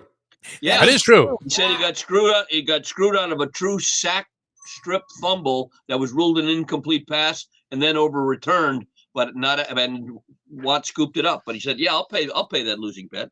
Wow, Why not? I have new respect for J.J. Watt. I have great new mad respect for J.J. Watt. If I ever hear anybody say that he's not a first ballot Hall of Famer, I think we're going to come to blows after hearing that. That is as humanitarian as you can get, is it not, Dave? You're doing a lot of nice things for people, the charity work and all this stuff that you do, but I don't know that you've ever gone to that extreme. Imagine if you paid off Larry the Leaper's losing parlay bet at that bagel shop where he bets, and they actually give him a ticket like he was betting at the MGM Grand. It's great. Hey. All right, 3-point question? Yeah. Yep. Here we go. All right, Pat, back to hockey. Which goalie holds a single-season record of 32 straight games played without a loss? Bernie Perrant, Jacques Plante, Jerry Cheevers, or Terry Sawchuk? Wow. Plante. B, Jacques. No? Not Jacques Plante. It was the owner of the horse in the Kentucky Derby, Royal Ski, Jerry Cheevers of the Bruins. Cheevers. Wow. Cheevers. Yep. You ever see the pictures of Sawchuk? Because he played before they had the mask on the goalie. Yeah. Literally, he looks like Leatherface or something. I mean, it really is something. I mean, just one look at Terry Sawchuk, and you could see they had to immediately go to work and invent something to protect the guy's head. That was unbelievable. How did they not get concussions too, these goalies, right? They were getting hit in the head with pucks. They probably did. Crazy shit. All right, 5-point question here, Pat. Yep. All right, then, Pat, in 1992, Rick Sutcliffe opened the famed Camden Yards field with a 2-0 victory over Ooh. Was that the Tigers, the Red Sox, the White Sox, or the Yankees? Oh, Jesus. Impossible. To know that, I mean. White Sox. White Sox, incorrect. It was the Yankees. The That would have fabled been my Yankees. guess. Yep. Yeah. Sutcliffe was a good guy. Always was a very good guy. Okay, I so covered Pat the had Dodgers. 2. Did Pat and Mike have 2? Pat had 2. Chronic is automatically in the finals here. Yes, And yes. you could grab, I mean, by the old theory of the game, you could have a spinoff of the other 3 because none of them actually qualified. We don't distinguish between having 1 or 2 because everybody has 1. So, that's a given. We don't want anyone. We don't want anybody to get shut out like the Dolphins might get against the Buffalo Bills because that's an ugly feeling, right? You leave the field with 0. People start asking McDaniel, "Hey, you're going to keep that offensive coordinator around?" And it's him. It's like, okay. Yeah, I'm going to fire myself. Go fuck yourself, right? That's what you tell the guy at the interview. All right, so here's a scrambler to decide who's going to be involved against Lenny the Chronic here, who's in line for yet another. Between Mike and Pat, and it went with Mike. So let me get Mike and Lenny on the line. Mike and the Chronic are going to get together. Tell us some more about Perdomo cigars, David. Maybe you ought to light one up. Just get rid of this cold. Not inside. I think smoking is highly recommended while suffering bronchitis. No? 305-627-6700, the number to call. 5150 Northwest 167th Street, the place to go. Monday through Friday, 9 a.m. to 6 p.m. See Nick Jr. It's a fourth generation of making them perfect one at a time. Whether it's the Lot 23, the Edicio de Silvio, the 10th anniversary, the 20th anniversary, they got a wide selection, and you can go in there, go in the humidor. Donnie will help you right at the desk there. Lovely Lauren is there to help you as well. Perdomo Cigars, no matter what ails you, a Perdomo cigar will certainly improve it. All right. Sounds very, very good. Getting set for the finals here. I see Lubie working the phones a little bit. And as soon as we have that, Dave is going to propose the final question, the championship question. And we'll ask the people to call out their name if they want to answer right away. Then we offer multiple choice. First person to call out his name gets first chance. We go back and forth till we have a winner. Landlubber is a great spot to go. Man, I haven't been there in a long, long time. I used to love it. It was a weekly occurrence. We were hosting some shows out of Landlubbers, I believe, on a Tuesday night. And this has to go back almost 15 years. I think it was working 640 morning drive at the time, maybe even with soon to join us, the aforementioned Scoop Skolnick. So that goes back a long way because we spent like 12 and, at 940. And then we've been doing this for a couple of years now. So, about 15 years ago. Might be the last time, which is a shame, right, Lubie? To be at Landlubbers. I used to have such a good time there, man. That was absolutely fantastic. Yeah, great sports bar. Yeah. And really good food and drink. And they managed to keep things, sort of consistent with, the lowest prices that you'll find among these sort of places, and yet the highest of quality. Great spot. We have to get Mayo out there and get him to review the garlic Parmesan wings. You think he's a fan of that? Garlic Parmesan wings? Does he like exotic wings? I don't know. Or does he like... He usually gets standard, but, I mean, he seems pretty open to everything. That's one good thing about Mayo. I mean, a guy that literally would eat creamed herring. I consider it a delicacy. I used to throw up at the thought of it. All right, we're set. We're set for the finals here, Dave. And so I've explained the rules. Okay. These guys both know the rules. They're well versed. Guys, call out your name if you want to answer right away. That's the only thing. And then I'm in the backyard now. I got a bunch of birds circling back. Oh, yeah? Okay. sounds like a Hitchcock movie in the background there. Look in the game. All of a sudden, like Tippy Hedren shows up. Thank you. Yeah. All right. All right, here we go. Ready? Here we go. Firing away there, Dave. All right. NFL postseason, appropriately enough. James White caught an NFL postseason record-tying 15 passes while playing for the Patriots during a 41-28 victory over the Chargers in a divisional round playoff game on the 13th of January, 2019. White tied a record set by whom? Ooh. All right. Here's some choices. What's that? Darren Sproles, Yancey Thigpen, Harold Carmichael, or Michael Thomas? Wow. Anybody? Mike. Mike. Michael Thomas. Incorrect. 3 left for the Chronic. Darren Sproles, Yancey Thigpen, Harold Carmichael. I go with Sproles. Sproles. Wow. Look at Chronic. Can't fool the Chronic, man. Unbelievable. The Saints. I felt Sufreen quivering, Gurgles. I felt Alex Sufreen quivering at the thought of honoring another gift certificate from Lenny the Chronic. Does he at least pay for the whole table when he unloads like 7 gift certificates on one meal there? Anyway, well-deserved. Another championship for the Chronic and another fine job by you, Dave Gurgles Gurgley. I don't even want to say, especially under the circumstances. It was just flat out a fine job. We appreciate it. Did your usual thing there. Feel better, my friend. All right, boys. Feel better. Okay. See you next week. Dave Gurgles Gurgley, man. A trooper in there, man. I thought we were going to have to send, a deceased Lou Duva into his corner. And say, 1 more round, kid. This is what we worked for. 1 more round. You're going to let this Malouk beat you? You got to be kidding me, man. We want the belt. This is what we're in the gym for. 24 hours a day. Unbelievable. All right, good job there. We're going to get into some Dolphins, some Heat. Yes. With one Ethan Scoop Skolnick of 5 Reasons Sports Network, one of our fine affiliations in our podcasting ventures. Scoop was behind us from the very beginning. We appreciate that. And, man, he knew how to work it, huh? Scoop Skolnick. Yeah, Good job, man. I think they have 22,000 subscribers now. I mean, he started out that the guy was just wandering around like, what am I doing? I know another guy that had to take a little alternative to whatever it seemed like a very smooth and concrete path that he was leading to the top of the journalistic world. Mm-hmm. And then when forced to be innovative, he was exactly that. So we have great Yes. respect for that. Yes. Ethan Scoop Skolnick going to join us here on the show. Jimmy Johnson's Big Chill. Speaking of innovative, man, Jimmy had the innovation, right? Let's downsize by position on the defensive side of the ball.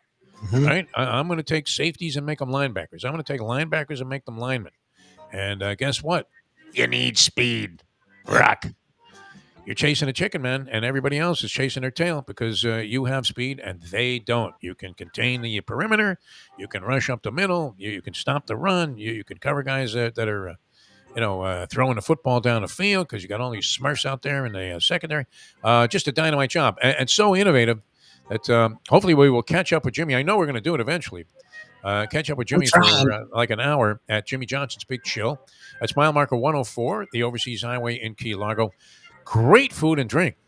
Great food. I mean, it was overwhelmingly I don't want to say it was a surprise how good it was, but it was just fantastic, right? Because everything that you did there, what was absolutely perfect. Whether you were ordering, like the grouper with a pistachio encrusted whatever, or getting yourself a slice of pizza with cheese. It was absolutely great. They have all kinds of great things, to consume in terms of food and drink, and then perfect place to watch the ball games, playoffs. Wow. Playoffs with 6 playoff games. I mean, you might want to book yourself a room there at Jimmy Johnson's Big Chill and make that part of the social itinerary. Catch a couple of late afternoon games on Saturday and a night game. And then, you're doing it outside at their tiki bar setup where, you're watching the moon drop right into the Gulf. It's just absolutely fantastic. Great scene. The pool is dynamite. They have music all day long, I believe Saturday and Sundays with a lot of different bands that come in there. Really do a great job. Larry Calvano, the owner. There's a St. Thomas Aquinas connection there because all of the guys, Dominic and Jimmy and Larry Calvano, the owner, St. Thomas guys, along with John. Our buddy CJ Thomas guy as well, and he runs their pizza shop not too far down the road. There's kind of a nice spirit to these people. There really is, and you'll feel it. You'll feel the good vibe. So there are a lot of traditional places you could go to in Key Largo. This is certainly, stamped itself as one of them. That's Jimmy Johnson's Big Chill, if not the best. I mean, certainly a great consideration when you're coming down from Florida City. It's on the west side there of the Overseas Highway. And then if you're coming up from the south, I mean, why go all the way and venture and eat one of those Stewart sandwiches at a gas station in Florida City? Or have to venture to the Mutineer if it's still even open there, right? All these little kids running around, they're peeing and inside the restaurant. Yeah, you don't need that. Go to Jimmy Johnson's Big Chill. Did we get pissed on by a little kid when we were? I didn't go near the pool, so I don't know, and I didn't go near the Mutineer pool, so I don't know what experiences you have had. What brought that up in an ad? I wouldn't doubt it, actually.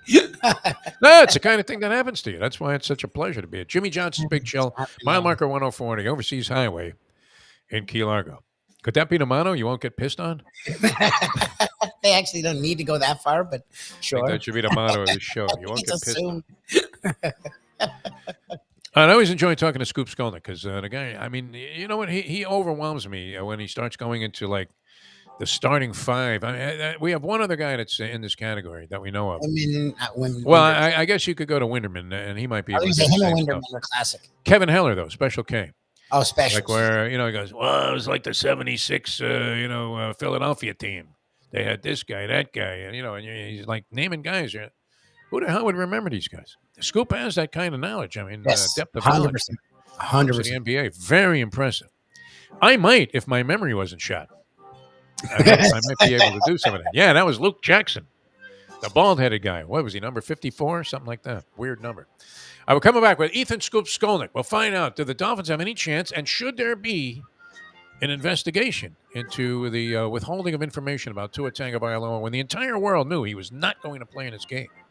What level of disgrace will that bring to the Dolphins franchise when they eventually, lose a couple of number 1 picks for insider trading? Exactly. If it could happen to any franchise, it would be Miami. All right, back with Scoop Skolnick and more in a moment here on South Florida Live. Now that. It's 8:26.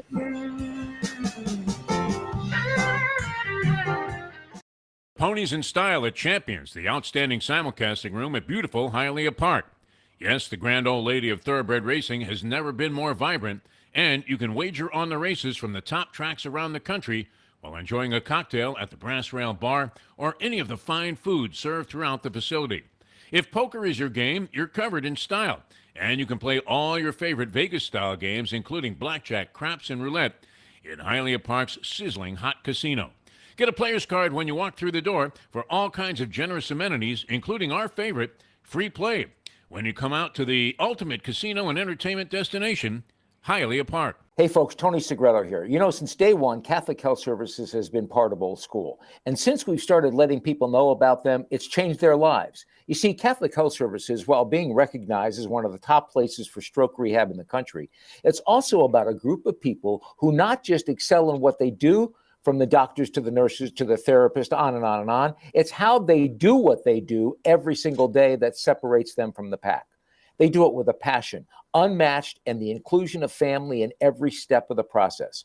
Trust me when I tell you this. If you want the best, unmatched rehab with a special group of skilled, caring people, there is truly only one place, and that one place is Catholic Health Services. These days, we're all looking for comfort anywhere we can find it. Thank goodness for Landlubber's Raw Bar and Grill in the Plantation location, because they are making sure you are as comfortable as possible. First of all, they're not only open for delivery and pickup. All you have to do is go to landlubbersbarandgrill.com for both pickup and free delivery. Their hours have changed a little bit. Monday through Thursday from 3:30 to 10, and Friday, Saturday, and Sunday from 11:30 to 10. You're going to have the best wings in the world. You're going to have a great burger. You're going to have their amazing soups. Again, Landlubbers, Raw Bar and Grill. It's nice and easy. Just go to landlubbersbarandgrill.com for both your pickup and free delivery. Thank goodness for Landlubbers for making you always feel right at home.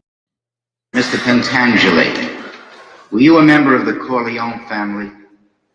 Did you serve under capo regime under Vito Corleone, also known as the Godfather? I never knew no Godfather.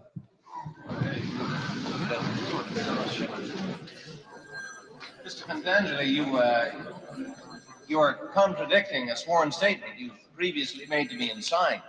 I ask you again, sir, here and now under oath, were you at any time a member of a crime organization headed by Michael Corleone? I don't know nothing about that. Oh, I was in the olive oil business with his father, but that was a long time ago, that's all. We have a sworn affidavit. We have it. Your sworn affidavit that you murdered on the orders of Michael Corleone. Do you deny this confession? Look, the FBI guys, they promised me a deal. So I made up a lot of stuff about Michael Corleone, because that's what they wanted. But it was all lies. Everything. And I kept saying, Michael Corleone did this, and Michael Corleone did that. So I said, yeah, sure. It's now time for the Defo Show.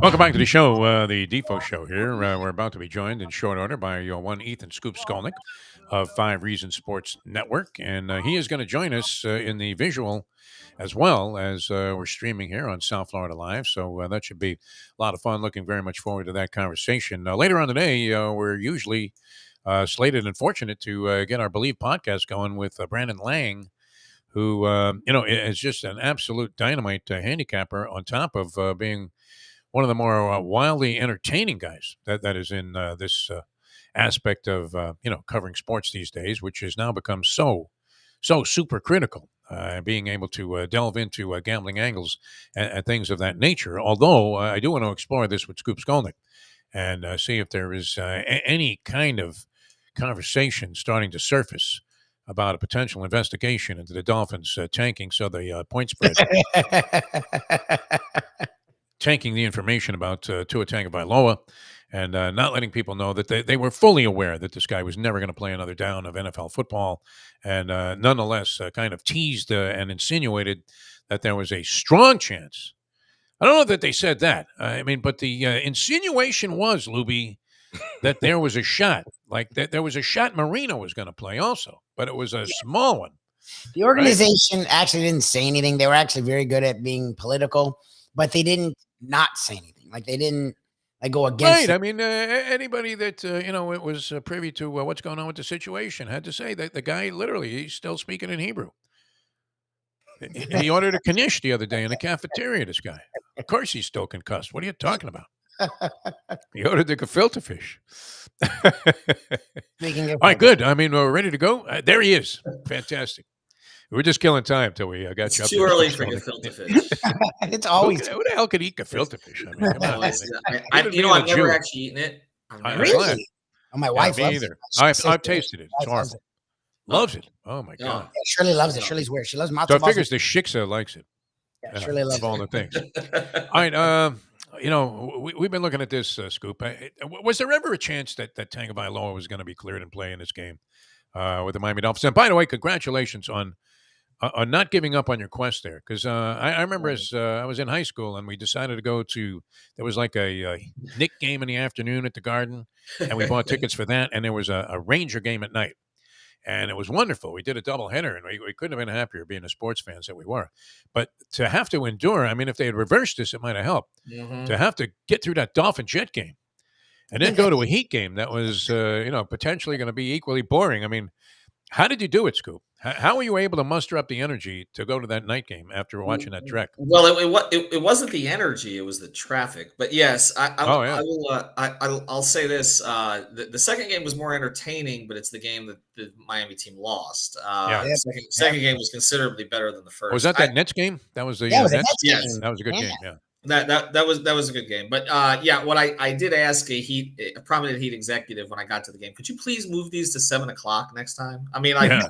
does it need like you're trying to get there at 6? And so his response to me told you everything. It said, well, it's Miami. If it's 7:00 on a Sunday night, nobody will come. So I was like, okay. All right, wow. And they say it like that. Or a Tuesday night for that matter, yeah. Well, that too. So I had to endure that. But yeah, it was the second game was much better than the first. This is going to be a bleep show on Sunday. You would think, yeah. Yeah. I mean, I can't see any possible way that this is competitive. It's going to be very, very ugly. I mean, even with Bridgewater, it's funny. I was talking to a couple of Heat players in the locker room after that game, actually, and one of them was wearing a Dolphins shirt. I won't mention who that is, but you can probably figure out who that is. And somebody else walks by, you can probably figure out who this is, and says, I don't even follow football, but I know Bridgewater sucks. It's like, okay. So there you go. I mean, he didn't used to. He doesn't. It's weird. You get to play for your hometown team and you stop caring. It's just very, very strange. Yeah. Just collecting a check, basically. It seems like. It seems like, I mean, from all reports, which the insinuation was out there, at least at some level, that there was the possibility we were going to see Tua in this game. Mhm. And I guess, the ultimate litmus was, did he show up for practice and participate on Wednesday? Yeah. And if he wasn't involved there was little likelihood he was going to play. But the weird thing for us is the line dropped to like 8.5 or 8 from its original 11. And the implication naturally was, oh, wow, Tua might be out there. That gives him a shot. And now it's 13. And do you think, I mean, we've seen the Dolphins do some very unscrupulous things. Do you think there will be an investigation and that maybe the deed to Hudson Yards is at stake here? Ross was And like, Ross just wanted to get as many points as he could from his bookie, so he, had the PR department imply that Tua might play. Are we looking at something that dastardly? I mean, it's very possible, considering I think it was actually Schefter who suggested the possibility earlier. We know that Ross told Schefter. So yeah, there's more layers to your conspiracy here. See if Schefter has any offshore betting accounts. I think it's just bad reporting, to be honest. But I think when you looked at this, it's not just that you're dealing with the actual medical ramifications of the Tua decision. You're dealing with the political ramifications now. For some reason, he has become this lightning rod that nobody else in the NFL is. And so if you were going to play him on Sunday in that spotlight and something happened again, look, he could have gotten cleared today, and then I still think you had enough practice time to get him ready. But again, they weren't going to do that. So I think at this stage, what we're looking at is a colossal blowout on Sunday, and then a real reevaluation of pretty much everything. And the shame of it for the Dolphins is, first thing, they ended up in the same position I thought they'd be in before the year. Now they Oh, won yeah? two All fewer. right. They won two fewer games than I thought they would win. But I said they would finish second in the division and probably play a wild card game in Buffalo. That's what ended up Okay. happening. Yeah. But the thing is, along the way, they kind of went all in. They traded their draft picks for Bradley Chubb. They've given out, the big contract, and now they got to make a decision on Tua.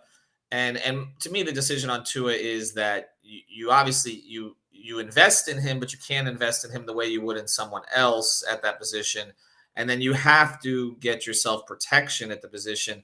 They thought they did that with the upgrade from Brissett to Bridgewater, but it didn't turn out that way. So that's got to be a priority. You can't shy away from competition for him. You can't do the Tannehill thing where he just kind of is there for 7 years and it's like this, he's a sacred cow. You have to protect yourself at the position because he just doesn't look like he's going to be able to stay consistently healthy. And it's not a performance thing. I think I wish we could separate that. Like, it's okay to say that they have a durability problem there, which is totally reasonable without saying, well, he sucks and he's not the guy. He looked like the guy when he played this year, but it's just, can he be the guy for 17 games in the games that matter? That I don't know. Yeah, that's been the thing Lubie's been harping on all season, which you hate to say. I mean, this guy his head has hit the turf more than George the Animal Steele's head hit a turnbuckle when he was wrestling, especially in that monsoon match at Madison Square Garden. But it's unfortunate that this would be, the thing that keeps us from answering the question, which I still, think remains partially unanswered, of whether or not, just from raw ability, injuries notwithstanding, let's say he never got hurt. Was he somebody that you could put in that elite category? Statistically, you probably could make a case for that, with the quarterback rating and all of that stuff. But, we haven't seen him consistently come through in clutch situations where maybe you need to grind out 3 first downs to evaporate the rest of the clock in a close game. Or he has had some comebacks this year, but can he do it consistently? And I don't know that he had really shown that yet. Well, I think if you look at his fourth quarter numbers, his third down numbers, they were excellent. I think that, again, it's difficult to separate some of this stuff because then, you start to mix in the Green Bay game and you're like, okay, was he thinking properly in that game? Because what was weird about that one was that, I asked him the last question in his press conference and he gave a very thoughtful, lucid 1-minute answer. And but it was in Hebrew. The next day he was concussed. I used to stand in front of Zach in the locker room, and he should be in the Hall of Fame. You have to say that when we mentioned Zach. Absolutely, it's just part of it. We're behind you 100%. Yeah, so I would stand in front of Zach in the locker room, and I would know he was concussed. Like you knew. Wow. I remember a goal line stand against Atlanta where he made 3 of the tackles, and he's standing there in front of his locker and talking. He spoke for 30 minutes. He liked us. Like, he was one of the best guys in the media. But he was there for 30. Like, I didn't even think he knew that the press conference had ended or started. Wow. I didn't get that sense with Tua. I don't know.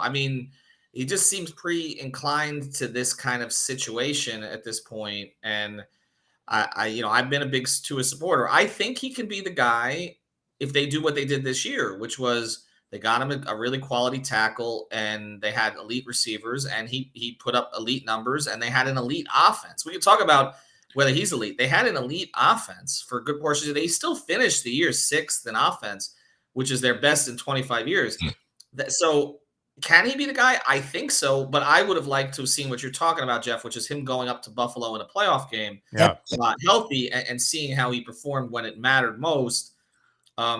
I thought he played well in the game in Buffalo earlier this year. So, so after 2 really bad games that he had. Right, correct. And he has shown the ability to kind of rebound from bad games. And I think he's tough as hell, but being tough is not the same as being durable. They're 2 different things. And he's obviously not durable. His body is not durable. His mindset is tough. His body is not durable. That's the problem. So I do want to switch gears a little bit because it does feel like the sun set on the Dolphins season. The Heat, it's weird because they were one shot away. Are we sure has it set on that too? I don't know. And it's really weird. Like, because every time I want to write them off, and I made fun of the lineup the other day. I made fun of the lineup the other day, and it's just funny what they've been all season long, and it's been inconsistent. Is this a load management thing, or is this something we deal with all year long and it affects our playoffs because they're just playing like Orlando Robinson's shown out, and that's nice. But Kane, like what they played the other day was utterly ridiculous when you had 4 starters out. Right. Like, is that something we're going to see all year long? I mean, it's a two-edged thing here. They keep saying they have enough, and if they get their whole group whole, but the group is never whole. So we had Norris Cole on 5 on the Floor last night. We're just putting that on the channel, the 5 Reasons channel this morning. And Norris, I was saying to Norris, I said, you look back 10 years. I can't believe it's 10 years ago, but you look back 10 years to the year that they won 27 straight. And they were 66-16. It's not just that they were great, which they were. It's that 7 guys on that team played at least 70 games. Norris played 80. Dwayne played 69, and we complained the entire year about how little Dwayne was playing. He only missed 13 games.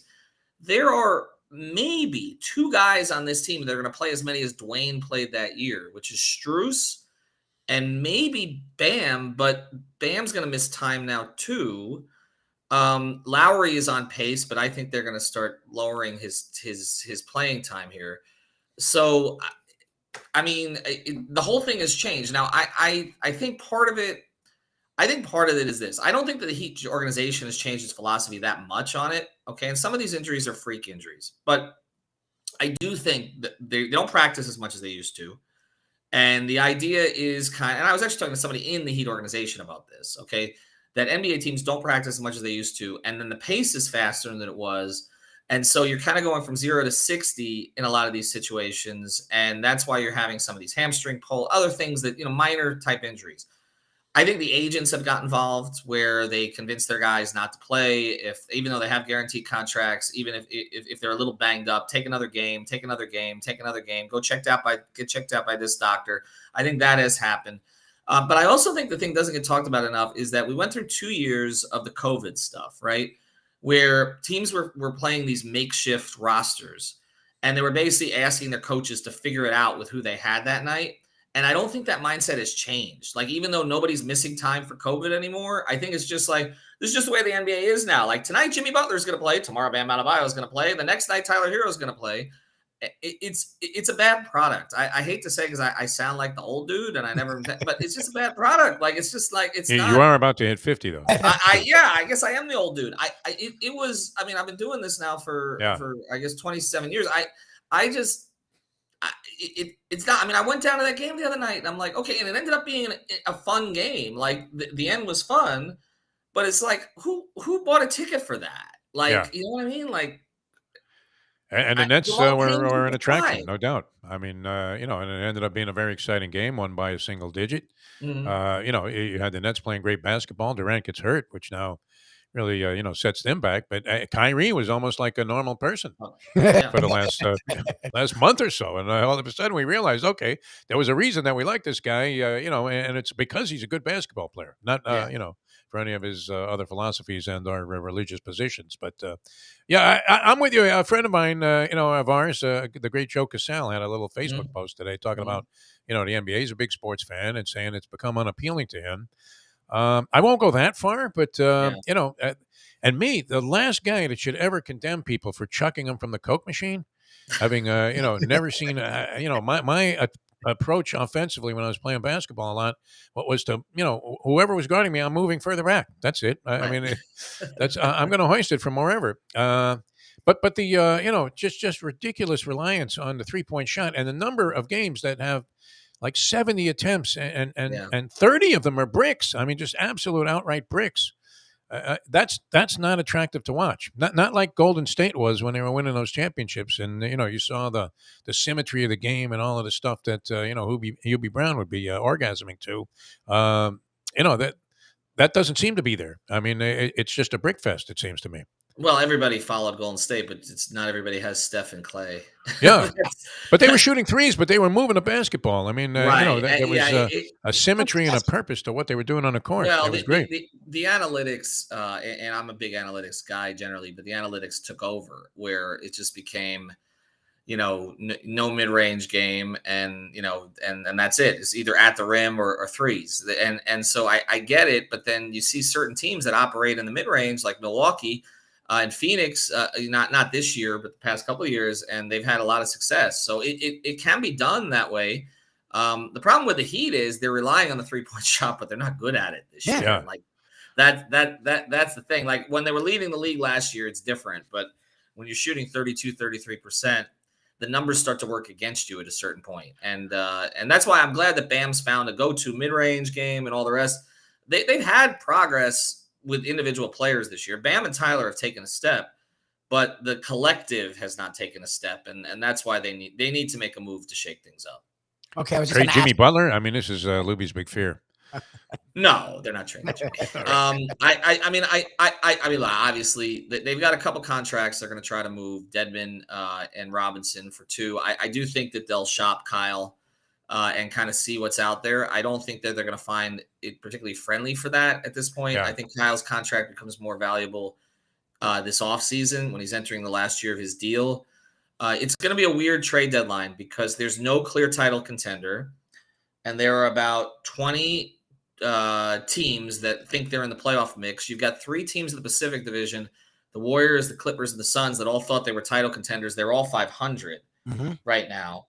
And so it's just like, it's just a mess. The NBA is a mess right now. In some ways it's good because it's, I guess you call it competitive, but so that makes it hard to see where the Heat trade partner is going to come from. There could be a flurry of trades before the deadline, or there could be nothing. It really, it's sort of, it's like there's like 5 teams trying to tank for Wemby.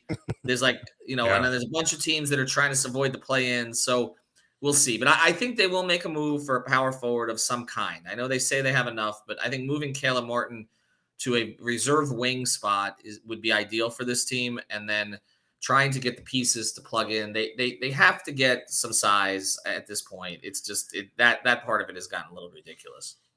All of this conversation, Scoop, it strikes me, is Adam Silver going the route of Rudy Giuliani? Where, he started out and everybody loved the guy, and you thought, wow, what he did with the Donald Sterling thing, this guy's not taking any crap. And now you have all of these issues that you kind of, spoke of, which are atrocious from the standpoint of, providing an entertainment product. I mean, imagine, bands, if they showed up, the Stones said, well, Mick isn't playing tonight, I mean. so I mean, Mick's 150 years old, and he he still goes out there. Performance record right now than some of Kawhi these Leonard. 23-year-old players do. All right, but I mean, does he have a problem? Where is he? He has disappeared. At least Well, he was in Miami. He was in Miami the other night for the Nets game. I guess he was keeping an eye on Kyrie. He's got the anti-Semitism would not have flown well here in Miami. No, definitely not. He's got to follow maybe in Kyrie Oklahoma around. City. Yeah, exactly. Yeah, no, Utah, he'd be much better off. Yeah. He's got to follow Kyrie around, make sure he doesn't say anything. There are rabbis with season tickets from the congregations. No, they had a Hanukkah night. Hanukkah fun, yeah. I mean, Zoe lit the Hanukkah candles. Zoe was lighting the candles. Very nice. He was. And they're going to have Kyrie. He did the horror. He did the whole thing. He was. So I can send you video of this. Oh yeah, definitely. Yeah, I should. But yeah, look, it's been a rough watch. I'll say that it's been a rough watch. I mean, I think at times the NFL product has not been as good this year either. I think that look, that there has to be an understanding that people are coming to watch certain people play, and how you execute that. There's fewer back-to-backs than there used to be, so that was part of. They did that on purpose. But I think the culture of it now is that okay. Play your 60 to 65 games, get up as high as you can in the standings, and be healthy for the playoffs. And if that's the case, then maybe you shorten the regular season. But they don't want to do that because then they lose revenue. So, this in-season tournament is not going to make things better. It's going to make things worse. So I don't really know what the answer is now. This may be one of these things where we're like, oh, the way it used to be, and it just doesn't come back. I would like to see the best players play. I think the other problem is they have too many teams now. They expanded too much. And again, that was for money, and they're going to do it again. I mean, they're going to do it again in Seattle, Vegas, whatever. And so, at a certain point, like you just run out of talented guys. That's it. Like who are the best in the world. And I think that's part of the problem too. Oh, no doubt about it. And that I don't imagine is a direction that they will stray away from No. anytime soon because look at the value of the franchises. It's phenomenal. All right. I think, statistically, you mentioned analytics, Scoop. We'll let you go on this one. That this was probably, the biggest aberration of any of the numbers that you could possibly post about the NBA so far this season. And that is at the midway point when they were 21-20, Udonis Haslem had already logged 37 minutes. Mm-hmm. And this is 82nd year. I had the under on like 8 for the season. So that's been obliterated. I guess some of that was circumstantial because he started a game when they only had like 5 guys. But is that the most startling number, or is there some other direction? Well, he should have been playing ahead of Deadman, actually. I think. Wow, nice. The most startling number for me is they were minus 95 with Deadman on the floor so far this season. I'll say this: I've had conversations with UD. He has pretty much talked to me about how his 20th season has sucked. Wow. Just for a number of reasons, just the team not getting on a roll. He's had more sort of deaths of very close people to him. It's been a rough year for him. This isn't how he wanted to go out. And unfortunately, I will say this, that I don't think it's going to end especially well either. I have a hard time. The Heat have to stay out of the play-in. They've got to get at least to the 6th seed or the 5 seed. Spoelstra typically is better in the second half than he is in the first half. They tend to make a run in March. But I don't know if I see it this year. We'll see. I'm trying to push it because it's good for business, but I don't know. They got to make a move to save this season, I think. Lowry for Miggy Rojas. We get Miggy back in town. He plays for the Heat. That'd be great. I don't know that he's going to draw much attention there. Do the Marlins still exist? I have no idea. Yeah, they just swung a big deal for a major prospect. The guy that hit 230 in the minors. They got him for Miggy Rojas from the Dodgers. And as soon as he hits 260 in the majors, they'll trade him. For another prospect who hits 230 in the minors. Send him packing. Yeah, very early on. You don't want to have to pay him. No. Scoop, always a pleasure. You have your own show coming up. I appreciate you hanging in as long as you did with us. And that's coming up at 9 o'clock on 5 Reasons Sports Network. And always great insight. Always great talking to you. We didn't get a chance to name like the starting roster of the 57 Syracuse Nationals, but you nonetheless are probably is fielding as in depth a field of knowledge about the NBA as anybody we talk to, and Winterman notwithstanding. So appreciate you coming on the show, Scoop. And I know the people at 5 Reasons are wild for the Heat because we just mentioned like anything related to the Heat that it's hot outside, and all of a sudden we see our numbers spike significantly over the usual comedy and frivolity that we provide. Yes, and I will do a starting 9 on the Heat today, so we'll check that out. Make sure you subscribe to the channel, follow Defo and Lubie and all the clips that pop in here on the channel as well. And new episode of 5 on the Floor just went up. So thanks, guys. I appreciate it. You're a great American. Scoop Skolnick, ladies and gentlemen. Great American, Scoop Skolnick. All right, we're going to bow out a little early. Are we good with Brandon Lang today? Okay, good. Yes, sir. We had a lot of fun doing the show today, and we'll have tomorrow's. This is a significant edition of Degenerate Friday coming up tomorrow. No, Lubie? We have to refine our 6-game parlay. Now, I think getting the input from our handicappers, Mark Lawrence, no doubt, will pick. Is he going to pick 2 games? He probably picked the 2 dogs, right? I would say he's going to go Jaguars, Ravens. What do you think? That's the Mark Lawrence play. The 2 slight dogs. Usually when you're getting a generous amount of points, you take it just thinking, hey, 2 touchdowns for any NFL team is a rich reward to ignore. But in this case, I do believe, you heard Scoop. I don't see how the Dolphins, are anything less than like 31-10 blowouts in this game. Like the spread's big enough where you want to go Dolphins? Yeah, I don't know. All right, we have to run. And join us on Believe, BLEAV. That's a BLEAV network. Around 11 o'clock, we'll drop our podcast with Brandon Lang. Always great. Big things on the horizon for that as well, at least according to certain news releases that have been already published in advance of making a contractual arrangement with the people involved. But that never stopped us before. So, and Mike Mayo's Lunchbox coming up 12 o'clock today. So we'll see you then. And then tomorrow, we're out there with Mike at Gulfstream Park. And I believe the godfather of fun out of New Jersey is going to be there, the great Don O'Malley. Nice. Who I believe you have met a couple of times. Yeah, He's great. Yeah, and this guy is the greatest. In fact, we should just have him on a show A, to talk about, and convince Mike Mayo that he's not lived a full life till he's eaten at Chef Fola's. And then B, a great topic would be, how do you sneak booze into a ballpark? And into a place where otherwise, like the Parker Playhouse, where you're bringing your own bar in there, instead of paying and getting raped or a Panther game for 30. No one does it better than this gentleman, right? He'll have a false shoe that he takes off, and all of a sudden it's loaded with like Belvedere vodka, man. Guy's fucking amazing at this. I've never seen anybody better, honestly. He's like, why even pay like casino prices for drinks when you could just? He sets up his own bar right there in the sports book. It was fantastic, although totally unrecognizable and undetectable. Right? You could have taken this through TSA, could have had a bomb in there, and they would have just waved, "Hey, good to see you, Danny boy. Have a good time in Miami." All right, so he may be at the track tomorrow. Maybe we can pop him on the lunchbox. We'll see. All right, see you guys later on Mike Mayo's show, and don't forget our podcast with Brandon Lang. Always great insight into these playoff games. As we leave you on that, it's 8:56. Let's go eat a damn snack.